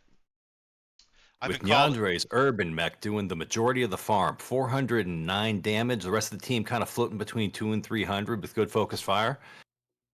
We're looking at about 200-ish out of Gladisaur and Windscape, and everyone else was sub 200 in the damage. I just don't think they were able to get the fire focused quick enough, because when you run into a line like that, they don't miss. Someone pointed out that I already ruined the stream with my offensive language. It's already been demonetized. It feels bad, man. Yeah. We weren't going to see that money anyway. It's just as good. That's so true. Well, the channel operators, you know. But hey, the sometimes biddies they still need a come beer. through. Hey, chat. Make up for levels transgressions. Throw them biddies That's this right. way. Yeah, Always be plugging. give us your Twitch subs. Magic Paint Glove doesn't need them. He gets enough. With extra red 40. Yeah.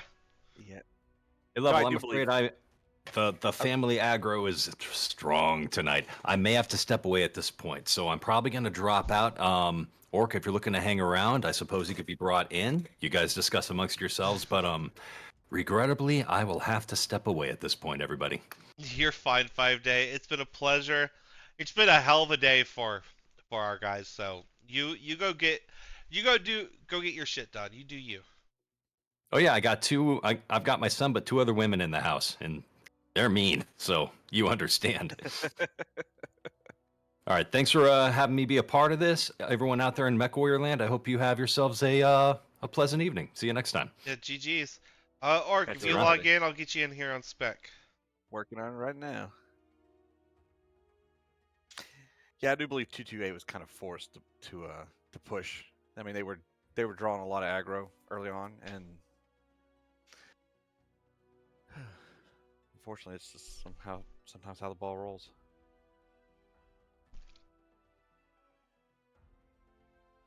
Yeah. Sorry. I'm eating some of that food that You're got fine. brought to me. Alright. Team was on a 5-minute timer for those who weren't here for the earlier match. This is Alpine Peaks. The spawns have changed. The cap points have changed. It's this map, while being the exact same Alpine Peaks that have given most of you PTSD over the years, Uh, because of the spawn change, it plays very differently in comp. Now, in quick play, for the most part, people kind of just do the same stuff that they've always done. But in comp, I think Alpine's in a good place actually. That might be a controversial opinion because I know some people hate the map with a passion, but uh, there's new avenues of how to attack this map. You can take the northern passage between both caps because both caps are only like 1,500 meters. Not caps, sorry, spawns. Only about 1,500 meters from each other, both the top and ends of the map. Uh, you could do a complete rush strat and actually rush into your opponent team slash spawn in the first couple minutes of the match, where that used to be impossible because the spawns were on opposite sides of the map. So that's now a viable strat. You don't have to run. You don't have to try to push across open ground to getting farmed. You can use the hills and get right in on your opponent before they know it, if they don't scout it out. With that said, we've consistently seen teams send 1 to 2 cap mechs out to cap points while the rest fight it off. Or you have your lobby invite. Once I see you. appreciate it.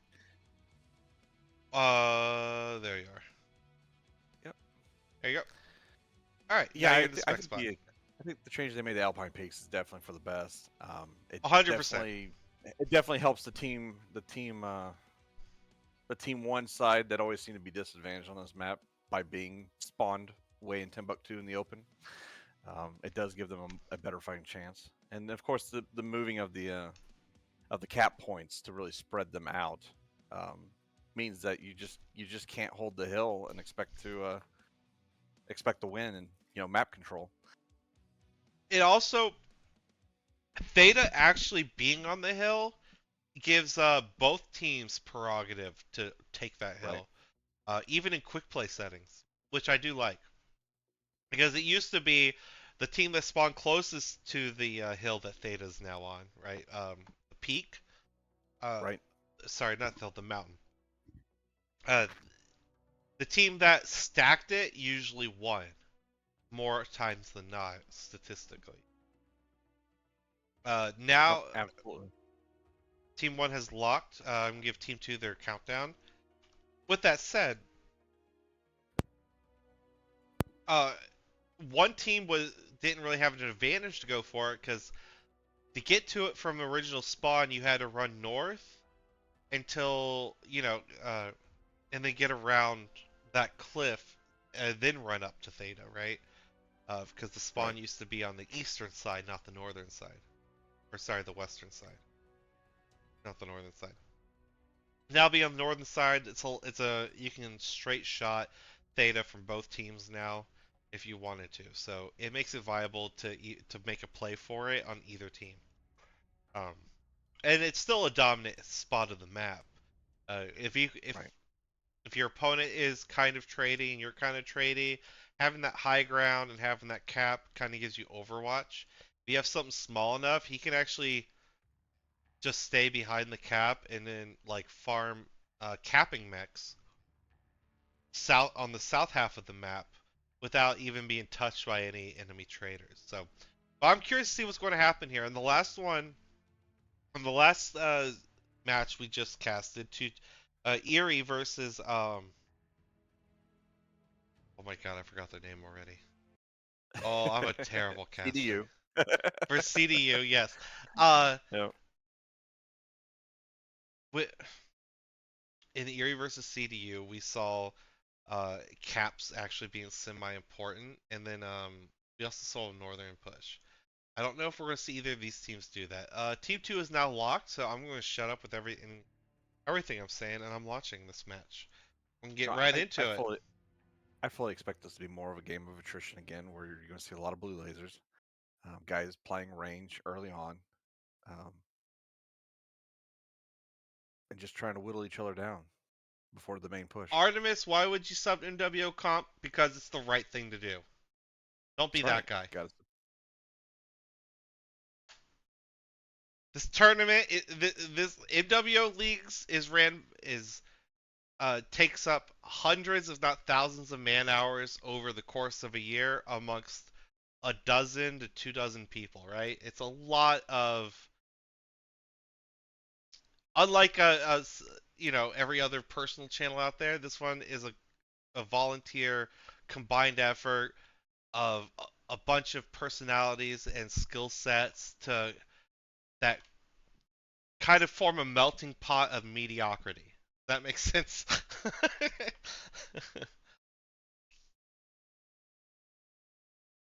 We're just waiting for both teams to spawn in now.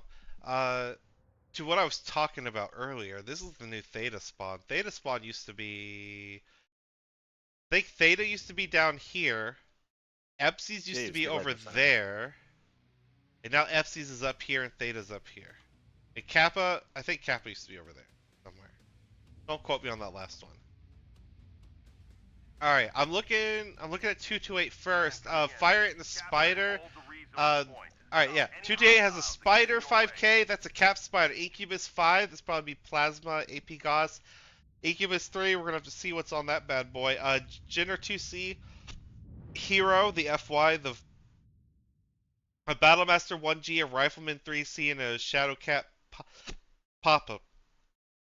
The Battlemaster, I'm assuming, is ER largest, and that Rifleman 3C, I think, is ER largest too, but we're going to find out for sure. What do we got on the other side? Okay, on the other side, we got Django in the Incubus 4. He's running oh, I'm looking at the wrong person. Incubus 4. We got Monk in the Executioner M. We've got Kraz in the Urban Mech 2C Legend. We have Pasha in the Scarecrow Prime. G-Ram in the Shadowcat Mishi.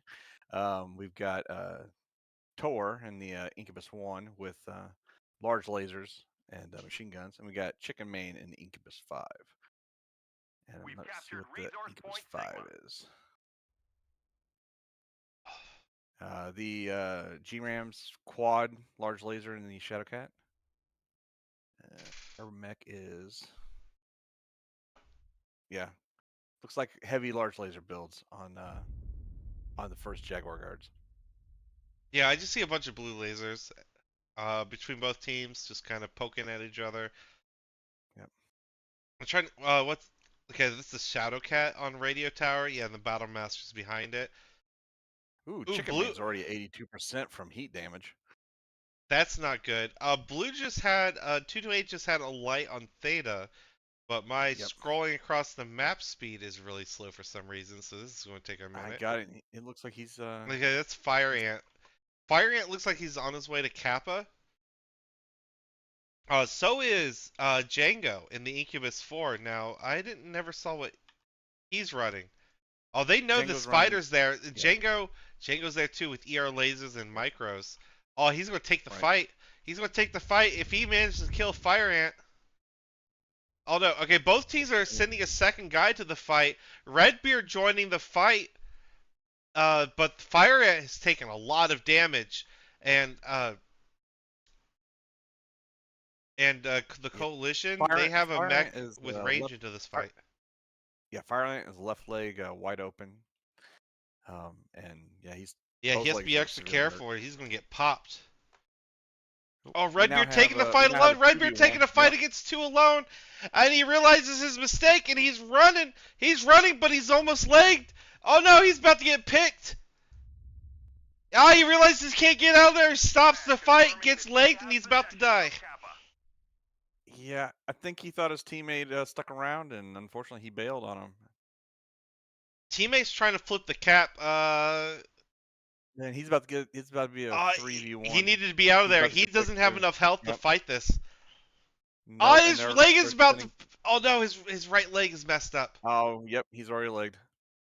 Oh, we have to get back to the main fight. All right, Fire Ant is definitely dead. I'm moving back to the main fight. Yeah, he was getting 4v1. Is that 4 mechs down there? Yeah, 4 of red team 4. Moved down there. And look at the main fight. It looks like the traitors. The main fight actually devolved into a 3v3. Both teams sent 4 mechs south. There's only 2 left on blue side. The Jinner 2C enemy control. FY, the Fury, and the Incubus 3. Yep. We still have a fight going on the south side. Looks like a 2v3. Dave, 27th Theta is not accessible to some Yeah. mechs. No, it's accessible to every mech Windscape's, if you waddle. yeah, Windscape's at 73%. It's taking a lot of heat damage. If Annihilator can walk up that hill, every mech can walk up that hill. And Andy Lard is at 67%, but it's mostly just armor damage. Alright, this light fight. Yeah, I think it's going to be the main one. It's a 4v2 and they're surrounded. Yeah, here we go. The pick is Yep, coming. there we go. And Andy Lard, he's trying to take some shots at Chicken Man, Wings but are pushing right in. yeah, he's getting 2v1'd. Windscape kind of shooting into that fight, but Windscape's already lagged. Andy Lard's down. They're going to finish off Windscape. Yep. This is going to be a sweep for the coalition here. Lavadashi and the Battle Master 55% and falling. Yeah, that's pretty much a win for first Jaguar. Hat trick. This is boring. I need Yeah, Subway Surfers gameplay at the bottom of the screen. Okay, Zoomer. Okay, Zoomer. Yeah, Lavadashi CT cord. One touch basically. Go grab your bottle of Prime, and Binky. You'll be fine. Lavadashi goes down. It's just Gladosaur and Sir Epic Poner left, Rifleman 2C and a Shadow Cat. They're gonna get swept up. It's a 4-1 cap. There's not much they can do. They might be able to get a couple picks here. Monk and the Executioner and the Pasha and the Shadow Cat are really weak. Pasha's pretty core CT. If Glado knows that, he could probably get at least one kill before he dies here. And he's going for it. He's going for it, and he gets it. Well done, Glado. But I think Monk has you dead to rights. Oh, Crass did. Crass had him dead to rights. Yep. What build did Crass have on that EYRI-B? ER larges. No, I don't know. Nice. Yeah, he's running ER larges and white camo. Yeah, first Jaguar was basically everything was ER large lasers with some backup weapons. Yeah, well played.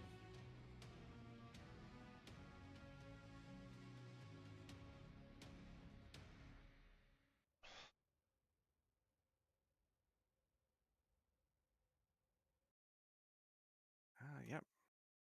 Yeah, I mean, looking at the damage numbers,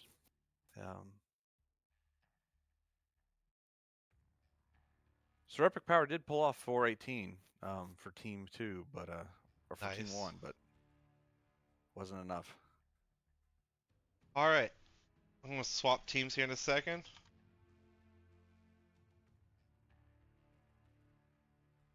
Yes, hat trick. I struggle at clicking on mechs.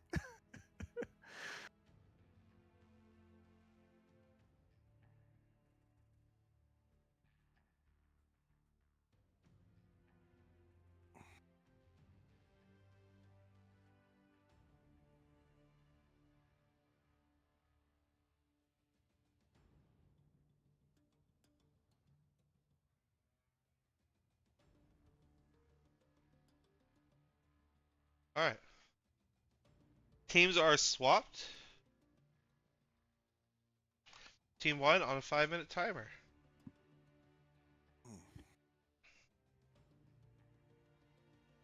Now, do we have Alpine anymore in this tournament? Alpine's the heaviest drop next week. All right. Then after that, no. Each map is played 3 times. They are played as the light drop, medium drop, and the heavy drop. So they've just been rotating down, rotating up 1 weight class every week, each set of maps. That's JGX 2-0 so far. 228. There's still 3 drops to go. 228 can still pull out an upset here, win. But that Alpine match went. I was surprised how many mechs went into the capper fight, right?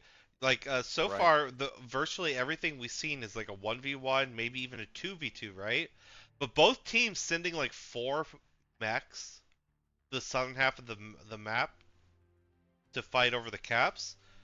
I don't think we've seen that yet. At least not in a cast and match. Right. And that was kind of risky, for JGX to do. Um, and I don't think 228 picked it up until it was too late. And even when they did pick it up, they didn't really do anything about it.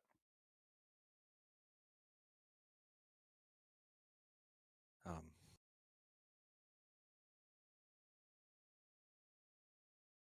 yeah, because mainly on this drop, we've seen teams basically just on one capper. Um, some teams have sent two, but um,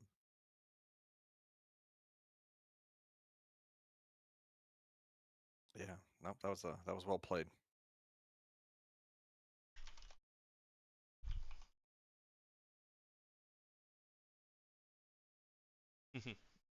It was well played. J I guess they're called the coalition because there's a couple EQ guys in it. Okay, that's why they're the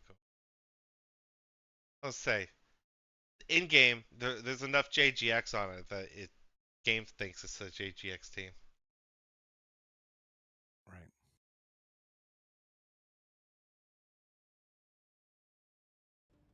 Yeah, I sometimes laugh when reading the chat because it's like everybody thinks it's so easy to click on a 35 tonner moving at 140. Yeah, I know, right? It's a little hard, Team a little hard to do team one's that. right up. Team two, 5 minutes. Team two's on timer now. Team one's ready to go. Um, I did like now. I did like both strats. We've kind of seen that with the what I call the token assault team one side, where you just have an Right. assault pilot that you're banking on to be able to do most of the trading. But I think it felt like JGX was ready for it because they almost all their mechs had ER larges on it. It seemed to some degree, at least long range weapons. Even their capping incubus they sent out to cap had ER larges on it. Well, and I mean They this weren't map, messing this map around. is like, They designed their deck where their light mechs can even their capping mechs can touch you across the map. Right? They can stand on yeah, Kappa and farm you if you don't pay attention. Which was yep. which worked out beautifully for them. No, absolutely, it was very smart play on their behalf, and this map has always been traditionally ranged, so it just makes sense to have mechs that can be always a step away from the fight. Um, very well planned strategy. Um, I think it was Gladosaur and Windscape kind of got stuck in a 2v4 there at the end when the first two cap mechs got picked around Kappa. Uh, I don't. Well, that wasn't much they could do, to be honest. I right. mean, they could have ran for their lives, but they might have just died running. Because, like I said, JGX they had enough ranged weapons that even if Windscape and Glad tried to get out of there and regroup with their team to like just try to form some sort of Yeah, offense I with thought 5 mechs, I don't think they could have done it because of the range. yeah, that was an interesting strat to divert to the cap fight, knowing that you'd be outnumbered once those two mechs got picked. You almost would have been better off diverting towards the theta side to get to see if you can turn that into a pick, um, or at least draw the fight into the open. Yeah. Um, We'll yeah, see what they end up doing on this next one. Uh, for those just tuning in, it is currently 2-3 in the coalition's favor versus 228. 228 can still turn it around. They still got both series drops in this last Alpine drop. Team 1 is currently locked. Team 2 we're waiting on.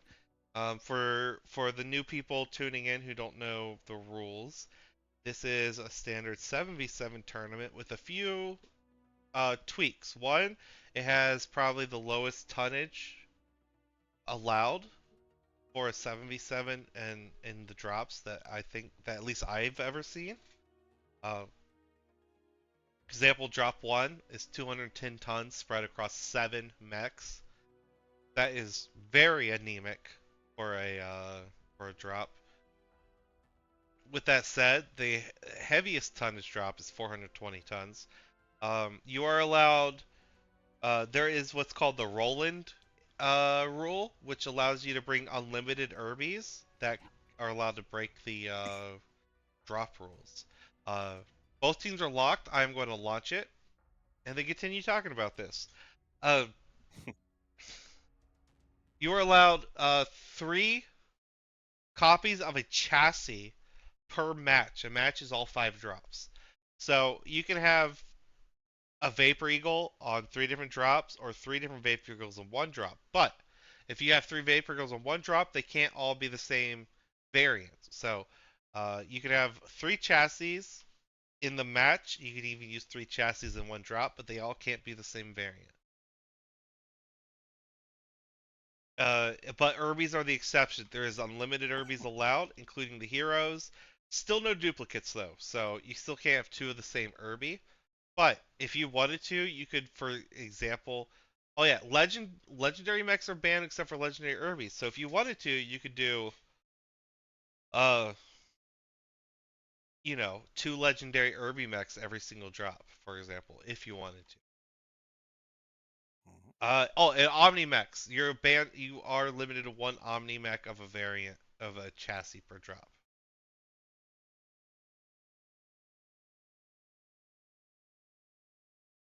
And again, for those who are tuning in, Theta is now on top of the hill.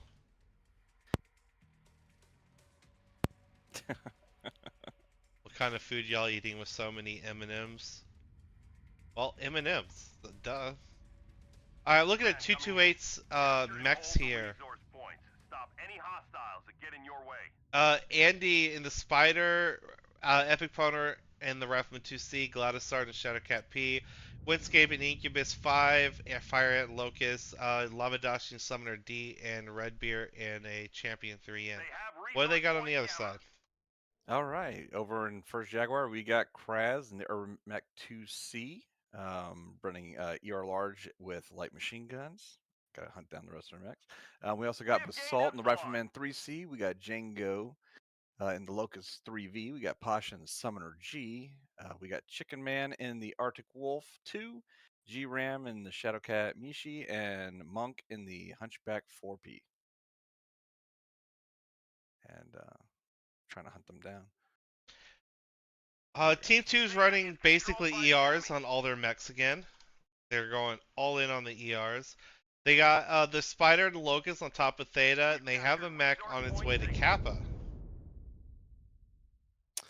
And it looks to be the same over with the first Jaguar guards as well. The Hunchback's running 4 ER large lasers, 5 smalls.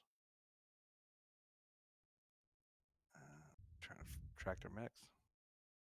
It's first Jaguar. Okay, first Jaguar. Instead of using assault, they have camped a rifleman on top of that hill that a lot of teams have been putting an assault on. Yeah. Yep. Summoner's running 5 ER large lasers. And looks like the rifleman is 4 ER large lasers. Now I do like this map control. Both teams, if you look at the mini map on the left, uh, are using each are using 7 mechs, and they both have them spread across the entire half of the map. Both teams have a random like token mech trying to take the most northern points that they can for crossfire. Uh, the one on team 2, I'm trying to figure out who that is all the way over there. I don't think there's anything he can get a line on from over there. I don't know if he tried to get on top of that hill Yeah. or what was happening, but that's the summoner. Yeah, summoner's That out of the Incubus. fight for some reason. Ooh, there's G 3 Ram's got mechs pretty good. south. Yeah, G Ram's got pretty good control over Kappa, and that Inky's eating it. Ton of damage. Looks He's like at this fight's 79%. going to be south side. The mechs on Theta are shooting down to the south. Yeah, it's a 3v3 down south with 2 mechs on Theta shooting into the fight. And looks like first Jaguar flipped Windscape's Kappa. Nope. They did. Oh, Now yeah. Windscape is looking pretty injured already at 75%. I'm gonna take a look at his HP here. He's just kind of scratched everywhere. Actually, no. No, actually, they didn't take Kappa.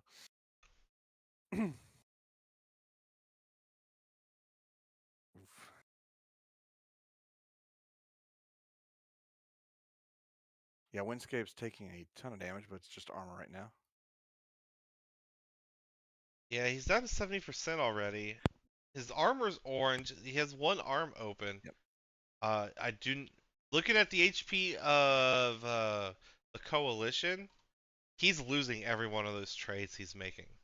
Yep. Yeah, he's down to 67%, and he only did a couple damage to to the mechs he's trading with. So Yeah. we'll try to keep an eye on that. There's two kind of trade wars going on this map right now. One's a 4v3, the other one's a 3v4. So it'll come down to which group can win their where they have advantage. But right now in the HP department, 228 is losing. Well, definitely in the positioning department, first Jags are, they've got the high ground. They've got pretty much every corner of the map covered. Here we go. They're trying to make a push on Kappa again. Yeah, that looks going to have a hard time taking it. Just too many angles.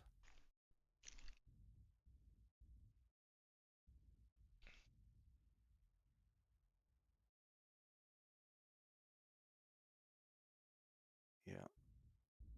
Yeah, it's just slow roll trade between both teams right now. Both trying to weaken each other to create an opening to take advantage of.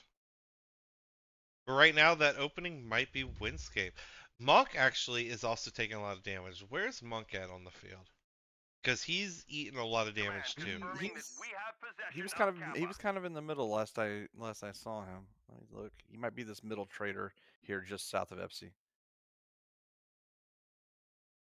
I'm trying to get there faster, but my camera's moving really slow. Look at this, guys. Yes, he is. He's the trader just south of Epsi, right there in the middle, just at the base of the mountain, and he is at 70% with left torso open.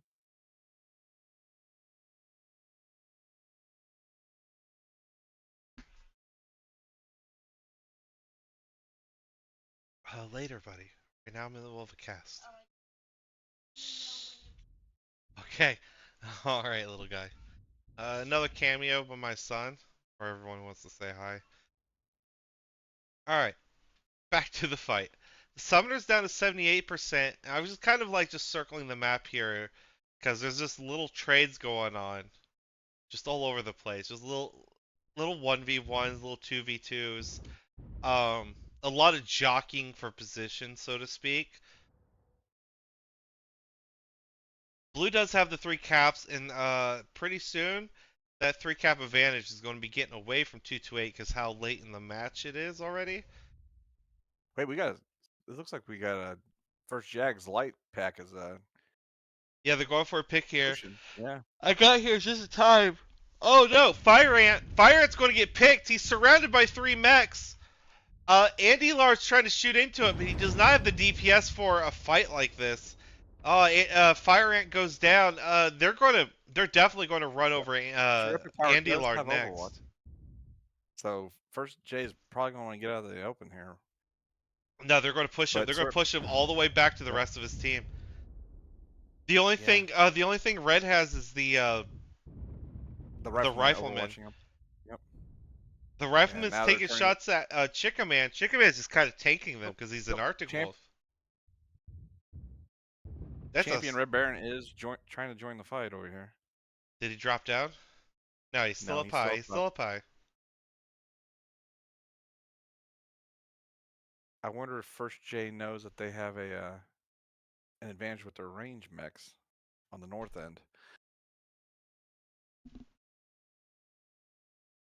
Ooh, Red Baron CT open on the champion. Yeah, he took a lot of damage there. And Seraphic Power is also 74% with CT open.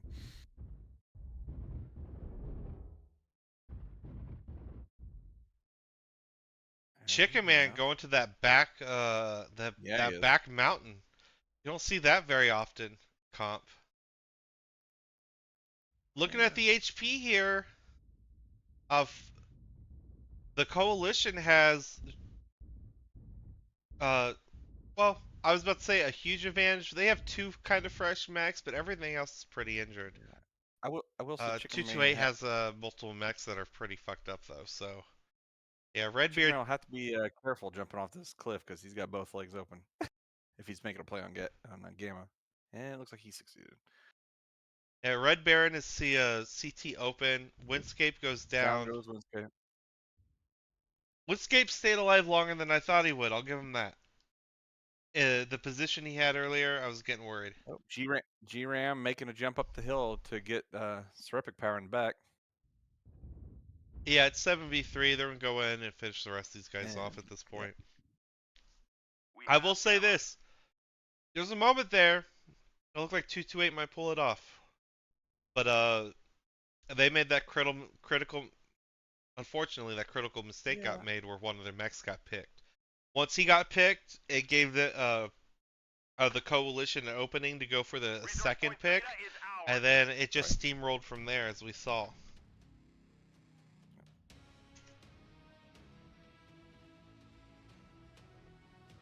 All right, let's drop 3, right? See, Just drop. coalition 3-0 against 228 so far. That's correct. 228 doesn't have the kill numbers to show for it, right? But they do have the damage numbers. Right. Now, the coalition, they're excellent pilots. They know how to like twist off and shake off damage very well. So it's very important. They're hard to kill. You can core one out, you can get a lucky shot and leave one wide open, ready to get dunked on. But that guy knows how to pull out of the fight just long enough to lose aggro and reposition and stuff. And then re-engage where no one's shooting at him anymore. Next map is series. Team swap does not happen. And Team 1 gets a 5-minute.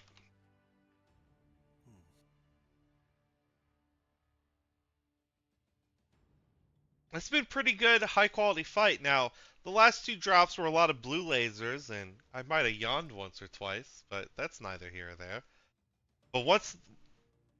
But that's just the opening phase, right? Like chess, which is kind of beautiful to watch in Div A. Yeah, it's a lot like chess. Yeah, I like that. That's a good analogy. It's a big, broad opening, and then you just kind of trade salvos with your opponent until they move a piece to the place where you're waiting for them to, and then once they do, your whole like plan of attack starts unfolding, right? Like some of the best Right. chess masters out there. It's beautiful to watch them play. Uh, Overall, in my opinion. While we wait for these teams to ready up, I'm gonna check out the chat that's 5 minutes old. This camera work, yeah, it's not the best. Get used to it. Hat trick mentioned, yeah, okay. I'll give you a cookie, buddy. Is it Easter yet? No. Egg shaped, egg colored. Well, if it's Easter, they won't be egg colored. Filthy compies even painting mechs to match land. Yeah. I know, right? So offensive. How dare they use camouflage as intended? Yep. One of these days, camouflage will be a war crime. You mark my words. Camo gray or barf green. Shamrock, if I could ban you, I would for that comment. Ivis yellow and orange. That's the ticket. That's good stuff. Real mech warriors use stock green. No, olive drab. Olive drab is terrible. There's a reason why no one in the world really uses it anymore, unless they're a third world country buying surplus. It's a terrible color. Terrible. That's right, because we all know that dark purple with neon green and neon pink is the way to go. Dude, okay. If I ever win like the lottery and win like $1 billion, right? That's what I'm doing. I'm gonna get a little personal army. I'm gonna paint, and they're all gonna have outfits that are that are exactly what you described. I always joke that my Jarls could probably be higher if I stopped paying my target like a pinata. My Yarrows would be higher if I stopped putting smiley faces like on the CT and Right. head of my mechs. Like Because aim here, please. yeah, because when I went and looked at like the hit boxes of the mech, I realized that the size I made the smiley face right was the exact same width of the CT As the hitbox. hitbox. Yeah, and it's like, oh, that's a big mistake because all you have to do is just shoot the The smiley smiley face face. and it's Yep. guaranteed CT. Oh, did I take it off? No, I left my smiley face on my mech That's right. because I'm a glutton for punishment. But I'm aware of it now. Man, why did my Irby get CT'd so easily? I got like it got shot all CT. How's that even possible? Your smiley face. Oh. Yep. Next rule should be Marauder rule, unlimited 75-ton Marauders, no bounty hunters. Well, Sir Claw, you that's why you're not allowed to make the rules. Okay? That's ridiculous. 8 Marauder lobbies? No. You should feel bad. That's a No. there's no It'd be better to have. Go ahead. It would be better to have. It would be better to have an all Steiner, Steiner Scout drop where you're running 8 Atlases than to run 8 Sir, a Marauders. Skyner Scout Lance is like 3 Atlases and awesome. Negative. It's all. Yeah, I have no idea. I'm not a BattleTech nerd. Like, I love the idea of BattleTech, but I don't know much about the lore outside of like the Katrina Steiner wedding, which is like just a badass piece of fiction. Team One's locked. Oh yeah, yeah. The Chris, what is it? Davion and the wedding. It's Katrina, Yeah. right? Katrina Steiner. Yeah. Yeah. My wedding gift to you is that we're literally going to burn down half the inner sphere. Yeah. My wedding gift is the Capellan Federation or whatever it was. Yeah, dude, that goosebumps, man, goosebumps. Beautiful, beautiful like fiction. You know, I honestly think now this is going to be very controversial. Hot take. All right, Team Two is locked. I'm going to launch this while I say this hot take that the lore and the story around that wedding, the Katrina Steiner wedding, uh, is George R. Martin levels of good writing. You know what I mean?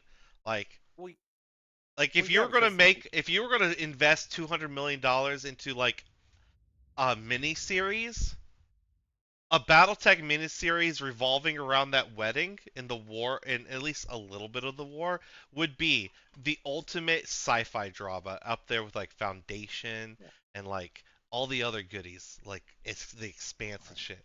Like, fucking fight me if you disagree. well, and it's funny because the majority, a vast amount of the novels, happen around that time period in some form or fashion, whether in the conflict or not. Well, did they have like multiple generations of rules that all took place in the same time period? That like 30, 20 or whatever it is? I'm not going to even pretend to be. A lord Yeah, I don't know either. All right, I'm looking at blue side here. The coalition. We got Chicken Man and the Irby Mech, Street Cleaner, Vulcan 5S, Longbow 7V, Urban Mech 2C, Shadowcat MI, Executioner M, and Bull Shark 5. While you go over the other mechs, I'm gonna start pulling up some of these guys on. Yes. Over on I have to make sure over red side. Yep. Seraphic Power in the Marauder 4A. We got Gladisaur in the Stalker 4N. We got Red Baron in the Stalker 7D. Both are binary EYRI-B builds. We've got Andy Lard in the Locust 3V. We got Fire Ant in the Commando Doe. We've got Windscape in the Urban Mech Street Cleaner and Lavadashi in the Summoner G. What's the Street Cleaner got? It looks like mag shot and light PPCs. What am I looking at? Here we go. Come on, guys! If you're all Summoner. paint your mechs black on a black map, I can't click your mechs to look at the builds. Yeah, Summoner is large pulse lasers with medium pulse lasers. Heard. There's some shots, just some trades going across the map. Team 2's holding the right quadrant, and it looks like Team 1's holding the left quadrant between Gamma and Theta. Yeah. Ooh. This will probably both these teams are going to probably trade this out, and then once one side feels like they got an opening, whether they get a pick or whatever, is probably when we're going to see the opposing team like just Yeah. Sir Epic Power drive also on 3 in. binaries, 5 ER Meads on that Marauder Marauder 2 4A. It looks definitely more mid-range trade on the 228 side. Resource point Theta is ours. Looking at the Wade's kinda mini-map, balled. Yeah, this might. Blue team has a Yeah, mech on every peak right now on the southern half of the map. yeah, that Red's 228 completely wants to balled be a up mid. between FCs and Sigma though. That's not going to be good. They're giving up map control, and Blue's taking advantage of it. They have mechs moving into center. Ooh, this mech on center is probably going to get picked here. That'd be the Yep. Commando. The Vulcan and the Yeah, Urban he's. mech are diving the Commando. Oh, I think they legged it. They Yep, did. They did. He's going to get picked for free here. They XL checked him. He's not XL, so they're going to finish him off CT. Stalker moves forward to get shots into that fight. I don't know if that was worthwhile because these two pulled out and now they're rotating. They're probably gonna go for him next. Yeah, and the problem with the Stalker is I think 228 was trying to do like a slow mid-range brawl push on that left side, and he's kind of by himself. It's a lot of weight to just have in the back. It's a lot of weight to leave on its own. The rest of the team's on Yep. FCs. The Stalker's going to die for free because Yeah, he's getting they're jumped just- by two mechs. Yep, just getting popped. Glad just fighting for his life here. The Vulcan has perfect back shots, and when he doesn't, the Urban mech does. Yep, CT open, Glad goes down. Yeah, Glad goes down. That's a lot of That's tonnage two- off the that was field. 2 free pick, yeah. And now look, And- right by FC's, 228 is completely cornered and surrounded. Yep. This is the worst case scenario when you're fighting mechs. You do not want to get pocketed like this. Once you're put in a pocket and surrounded, it is always game over. And I don't Yeah, expect and, this to Sir go Epic good for Power is 228. They're probably- just getting farmed from every direction. Lavadashi, Yep. Summoner's messed up. Windscape and the Urban Mech just doing what he can, but he's Marauder basically CT cord open, CT. Anilard moving in. I think he thinks he could get a pick here in the Shadowcat, but he just got eaten up by that Executioner. Lavadashi goes down from overheat. Red Baron also dies. Windscape, Poner, and Alilard are going to be dying here all very in short Epic order. Power's CT one touch, he's about to go down. We've gathered enough resources. Yep. This triumph will provide us huge tactical benefits.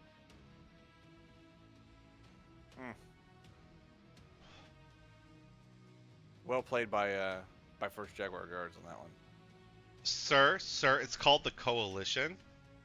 I'm just reading their name. I'm just You're gonna call right. them not JGX. It's not JGX now. Everyone, I just need to get. call them not JGX. It's 4 JGX and 3 not JGX. This is not JGX team. That's right. Just like it's not ME. Or not EMP, or not 5J. Oh my god, I love the not insert team name here shenanigans. Yeah. Oh, we swapped out 4 people of a roster. We're changing our entire name. All right, I'm going to swap teams, and then we're on the last drop of the evening.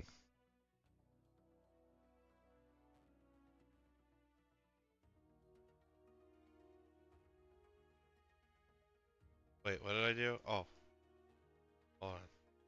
I'm not confusing myself. 1 second.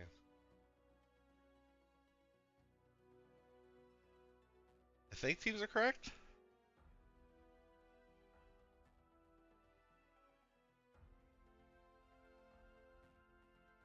I think it's correct.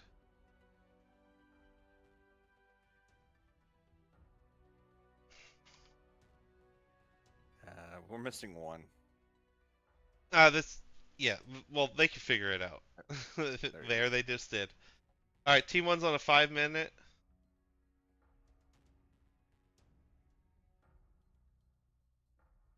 Pinky Feldman, I love the thought of it, but feel like an invitation would get botched. I'm assuming you're talking about the BattleTech show idea that I was talking about. Yeah. Oh, well, no, actually, no. For example, found like I don't know. I think get off topic here. The on Apple uh Foundation it barely has anything to do with the actual books, right? I mean, the setting is basically the only thing they have in common is some of like the overarching themes. Other than that, the actual details of what happens to individual characters and everything are slightly different, and it's just good TV, right? It's a good drama, like sci-fi drama. And I think they could do the same thing in BattleTech if they gave it a Yeah. shot. Just like 40K. Now, hot take. I think BattleTech is more people friendly than 40K is for like your average like Oh, consumer absolutely. of entertainment, right? Like of television. Um, 40K is will always either be hit or miss because it'll be entirely reliant on the fan base either going all in and supporting a project or not liking it and bailing and leaving it to die.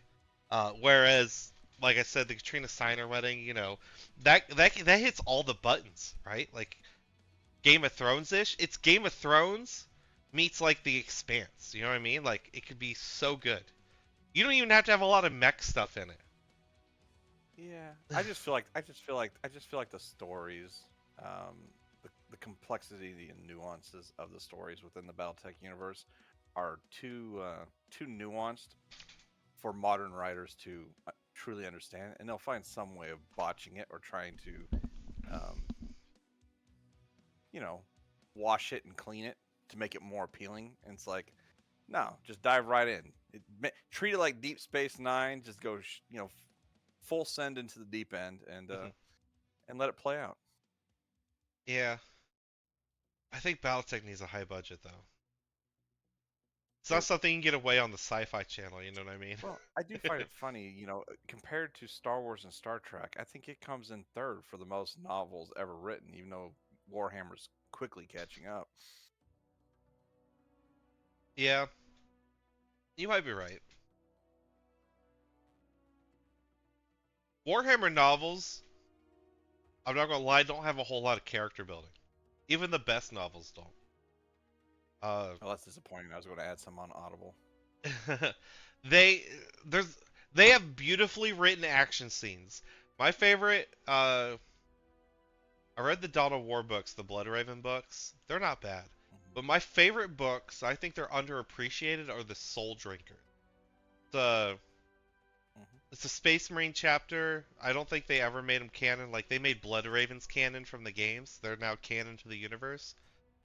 I don't think Soul Drinkers are. They're only canon to the book series. Both teams are locked. I'm going to launch it.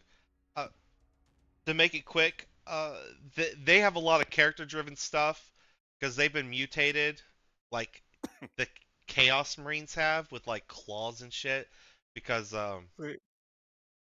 they're either they're either a breakaway chapter from actually one of the rebel legions. They're like a second or third founding chapter that's actually based off the gene seed of one of the rebel legions, or they're off the gene seed of one of the unknown legions that were like marked out of history. They don't know their own history. All they know is like they're hunted by both sides. They're both hunted by Chaos Marines and the Imperium throughout all their books. And all they're trying to do is just save people's lives. It's a pretty good series. Huh. Sounds like If you Great Jedi. yeah, 100%, 100%. So yeah, if you're into Warhammer books, I recommend the Soul Drinker series. They put all three books into one, and it's like a 1,200 page novel. Just get that. It's like 20 bucks. I'm on team. Yeah, I'm looking at Warhammer. 228 here, blue. Fire Ant and the Commando Doe. We got Dashi and the Bull Shark 2, Poner, Bull Shark 6, Redbeard and the Irby 2C Legend, Gladisaurus, Stone Rider 6, We have Gamma. Andy, and the Blackjack 3, and Windscape in the SC. All right, on the coalition side, we got Monk and the Bull Shark 6. We got Pasha and the Longbow 7V. We got Django in the Vulcan 5S. We have Kraz in the Urban Mech 2C. We have Chicken Man in the Urban Mech Street Cleaner. We got G-Ram in the Blackjack Arrow, and we've got Basalt in the Bull Shark 5. And Django, that 5S is your standard snub mag shot build. See if I can find the rest of the crew. Ah, there's the Street Cleaner. Yeah. On coalition side, I'm looking at some of their mechs. Bull Shark 6 AC5s, as you would expect. The Bull Shark 5 ER larges and peeps, or sorry, ER larges and Goss. The Blackjack Arrow is your traditional arrow build with the LPL. Yeah, and the Street Cleaner is dual snubs. Oh, what's the side? They're doing mag shot. Oh, sorry. I was wrong about the Blackjack. Blackjack is ER peeps and mag shot. Ooh, Fire Ant. Fire Ant just cannot catch a break. He's the last 3 drops. He's eaten so many shots, even when he's in super fast mechs, just crossing ground. Oh, and he just took another hit here. Trying to take this cap point. Yeah, but right now it seems like the armor numbers are in 228's favor because Kraz is at 86%. Both Urbies have taken quite a bit of damage. Confirming that we have possession of Kappa. Armor numbers are in their favor. We're gonna see how this plays out. 228 might have slightly more range. Yeah, Lavadashi on this starting one. to get focused. He just took a nasty arty strike. He's at 90% now. Taken Epsilon. Ooh, 88%. Poner over here on the right flank by Theta. Yeah, he's super fresh too. Yeah, we're gonna see how this plays out. Both teams' HP is relatively fine, other than the 2 urban mechs that have eaten a couple shots more than they expected. But other than that, it's not too bad. But these urban mechs, I'm not too worried about. Hey, watch Monk and the Bull Shark 6. He's creeping up. See the bull shark on the flank? He's right, yeah, right close to Theta. Oh. Okay, I see him. He's sneaking up. Yeah, he's walking right up there. Yeah, if the Vulcan's not careful, Vulcan might. Yeah. Slow pushing the Theta. Artillery strike I'm online. gonna hop in some cockpits here for a second. Just run through both teams. Target acquired. New target Spotted acquired. quarter of the resources. Keep it up. Resource point Theta is ours. Attack as primary. Airstrike Yes, our epic power online. better be careful pushing this far close. But be Target spotted. surrounded. Target spotted. Target spotted. Online. Attack is primary. UAV activated.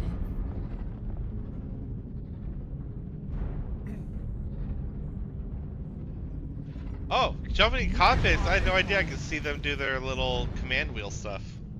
I've been doing this for years and I had no idea I could see that. The enemy is at 25%. Crass using command wheel prompts to mark targets, even so they'll stay marked even after they lose line of sight. Very smart. Alright, goes back through Team 1's.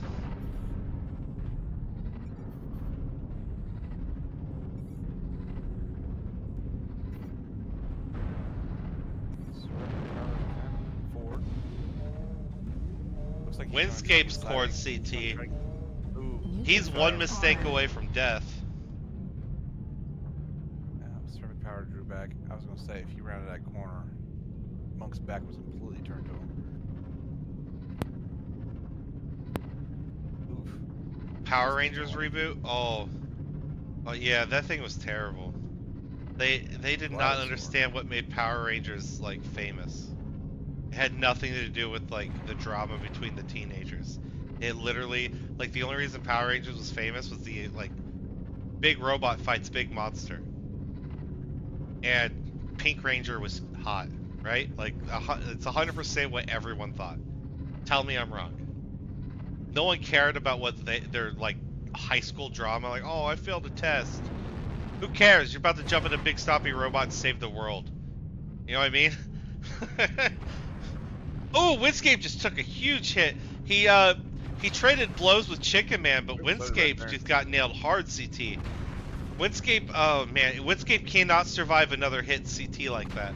Red Baron not doing much better. His side torso's open.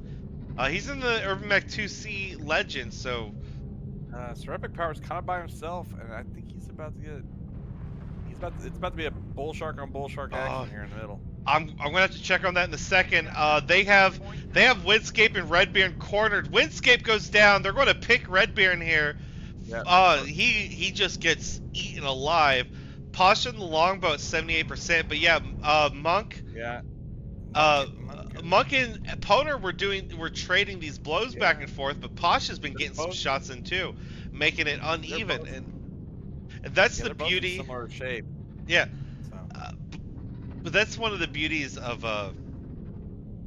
the coalition's team is their ability to turn every fight into 2v1 at a blink of an eye. If you're not paying attention, they have a guy that's within range to get into that fight with you. And actually, in this seconds. fight with the Stone Rhino is a prime example with Gladisaur getting just nailed by 2-3 mechs at a time. Yeah.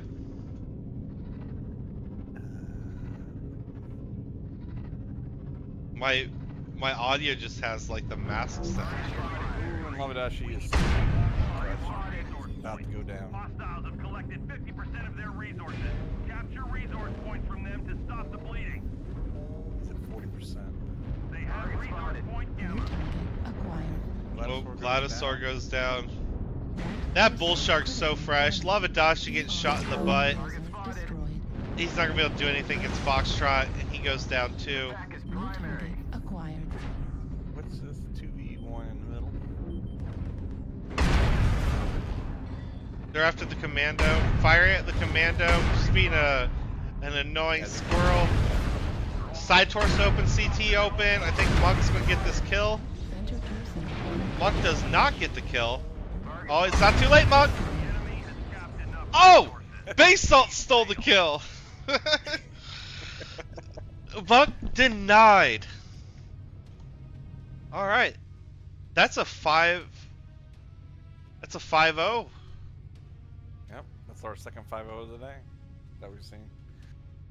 You don't have very ton of faith in Big Stompy Robots 2025. Yeah, well, that's what I mean. Like, look at Game of Thrones. Some of the in the books they talk about some of the battles and stuff, right? But in the show, they only like show you like the characters about to go into the battle, and then like either later that episode or the next episode show you the aftermath of the battle, right? Like the survivors. But they never show you the actual fights until like the last seasons. But we don't talk about the last seasons because they spent their budget on the wrong things. We got the biggest budget ever. What do we do with it? Half as many episodes. Well, what do we do with the extra money? Let's just copy and paste extra zombies. I don't think the people are going to like that. Fucking send it, boys. Yeah. GG's both teams. Now, there's a bit of a one-sided swipe by the coalition against 228. 228 unfortunately 0-5'd here tonight, but a couple of the matches were closer than they looked. But the coalition just played fantastic. That's both casts for tonight done. Now, tomorrow around 2 in the afternoon Eastern, that would be 11 a.m. for you West Coasters and 7 p.m. UTC, which is 1700 UTC roughly. I think I'm doing the math right. Hold on, let me ask Google. Did I do the math right? 1700 UTC. Apparently 1800 UTC. God damn it. Okay. 1800 UTC is EYRI versus European Dragoons. That'll be tomorrow afternoon. That'll be the second to the last match of the day or of the week. Then everything will be tallied, and then we'll know where all the standings are. Appreciate everyone coming in and joining the cast. 5 days no longer here. Everyone give him a big round of applause. He's the sexy voice of the cast. I'm the That's annoying right. nasally voice, and this has been Orc who came in to help out. Everyone give him a round of applause. All right. Tune in next weekend, guys, for more stuff. After this weekend, the top of the leaderboard is going to be pretty divided from the bottom of the leaderboard. So we're going to see where, when the smoke clears, where most teams stand, and some teams have borderline secured first place at this point, and other teams, it's still a fight, and some teams have secured that they won't even get in the top three. So. With that said, thank you guys all for tuning in and showing up and watching. I hope you guys enjoyed. Uh, yeah, I hope you guys all enjoyed everything. Thank you guys for showing up. Ort, say goodbye, and then I'll cut it out. All right. Goodbye, everybody. Yeah, you all have a great evening. Enjoy your weekend.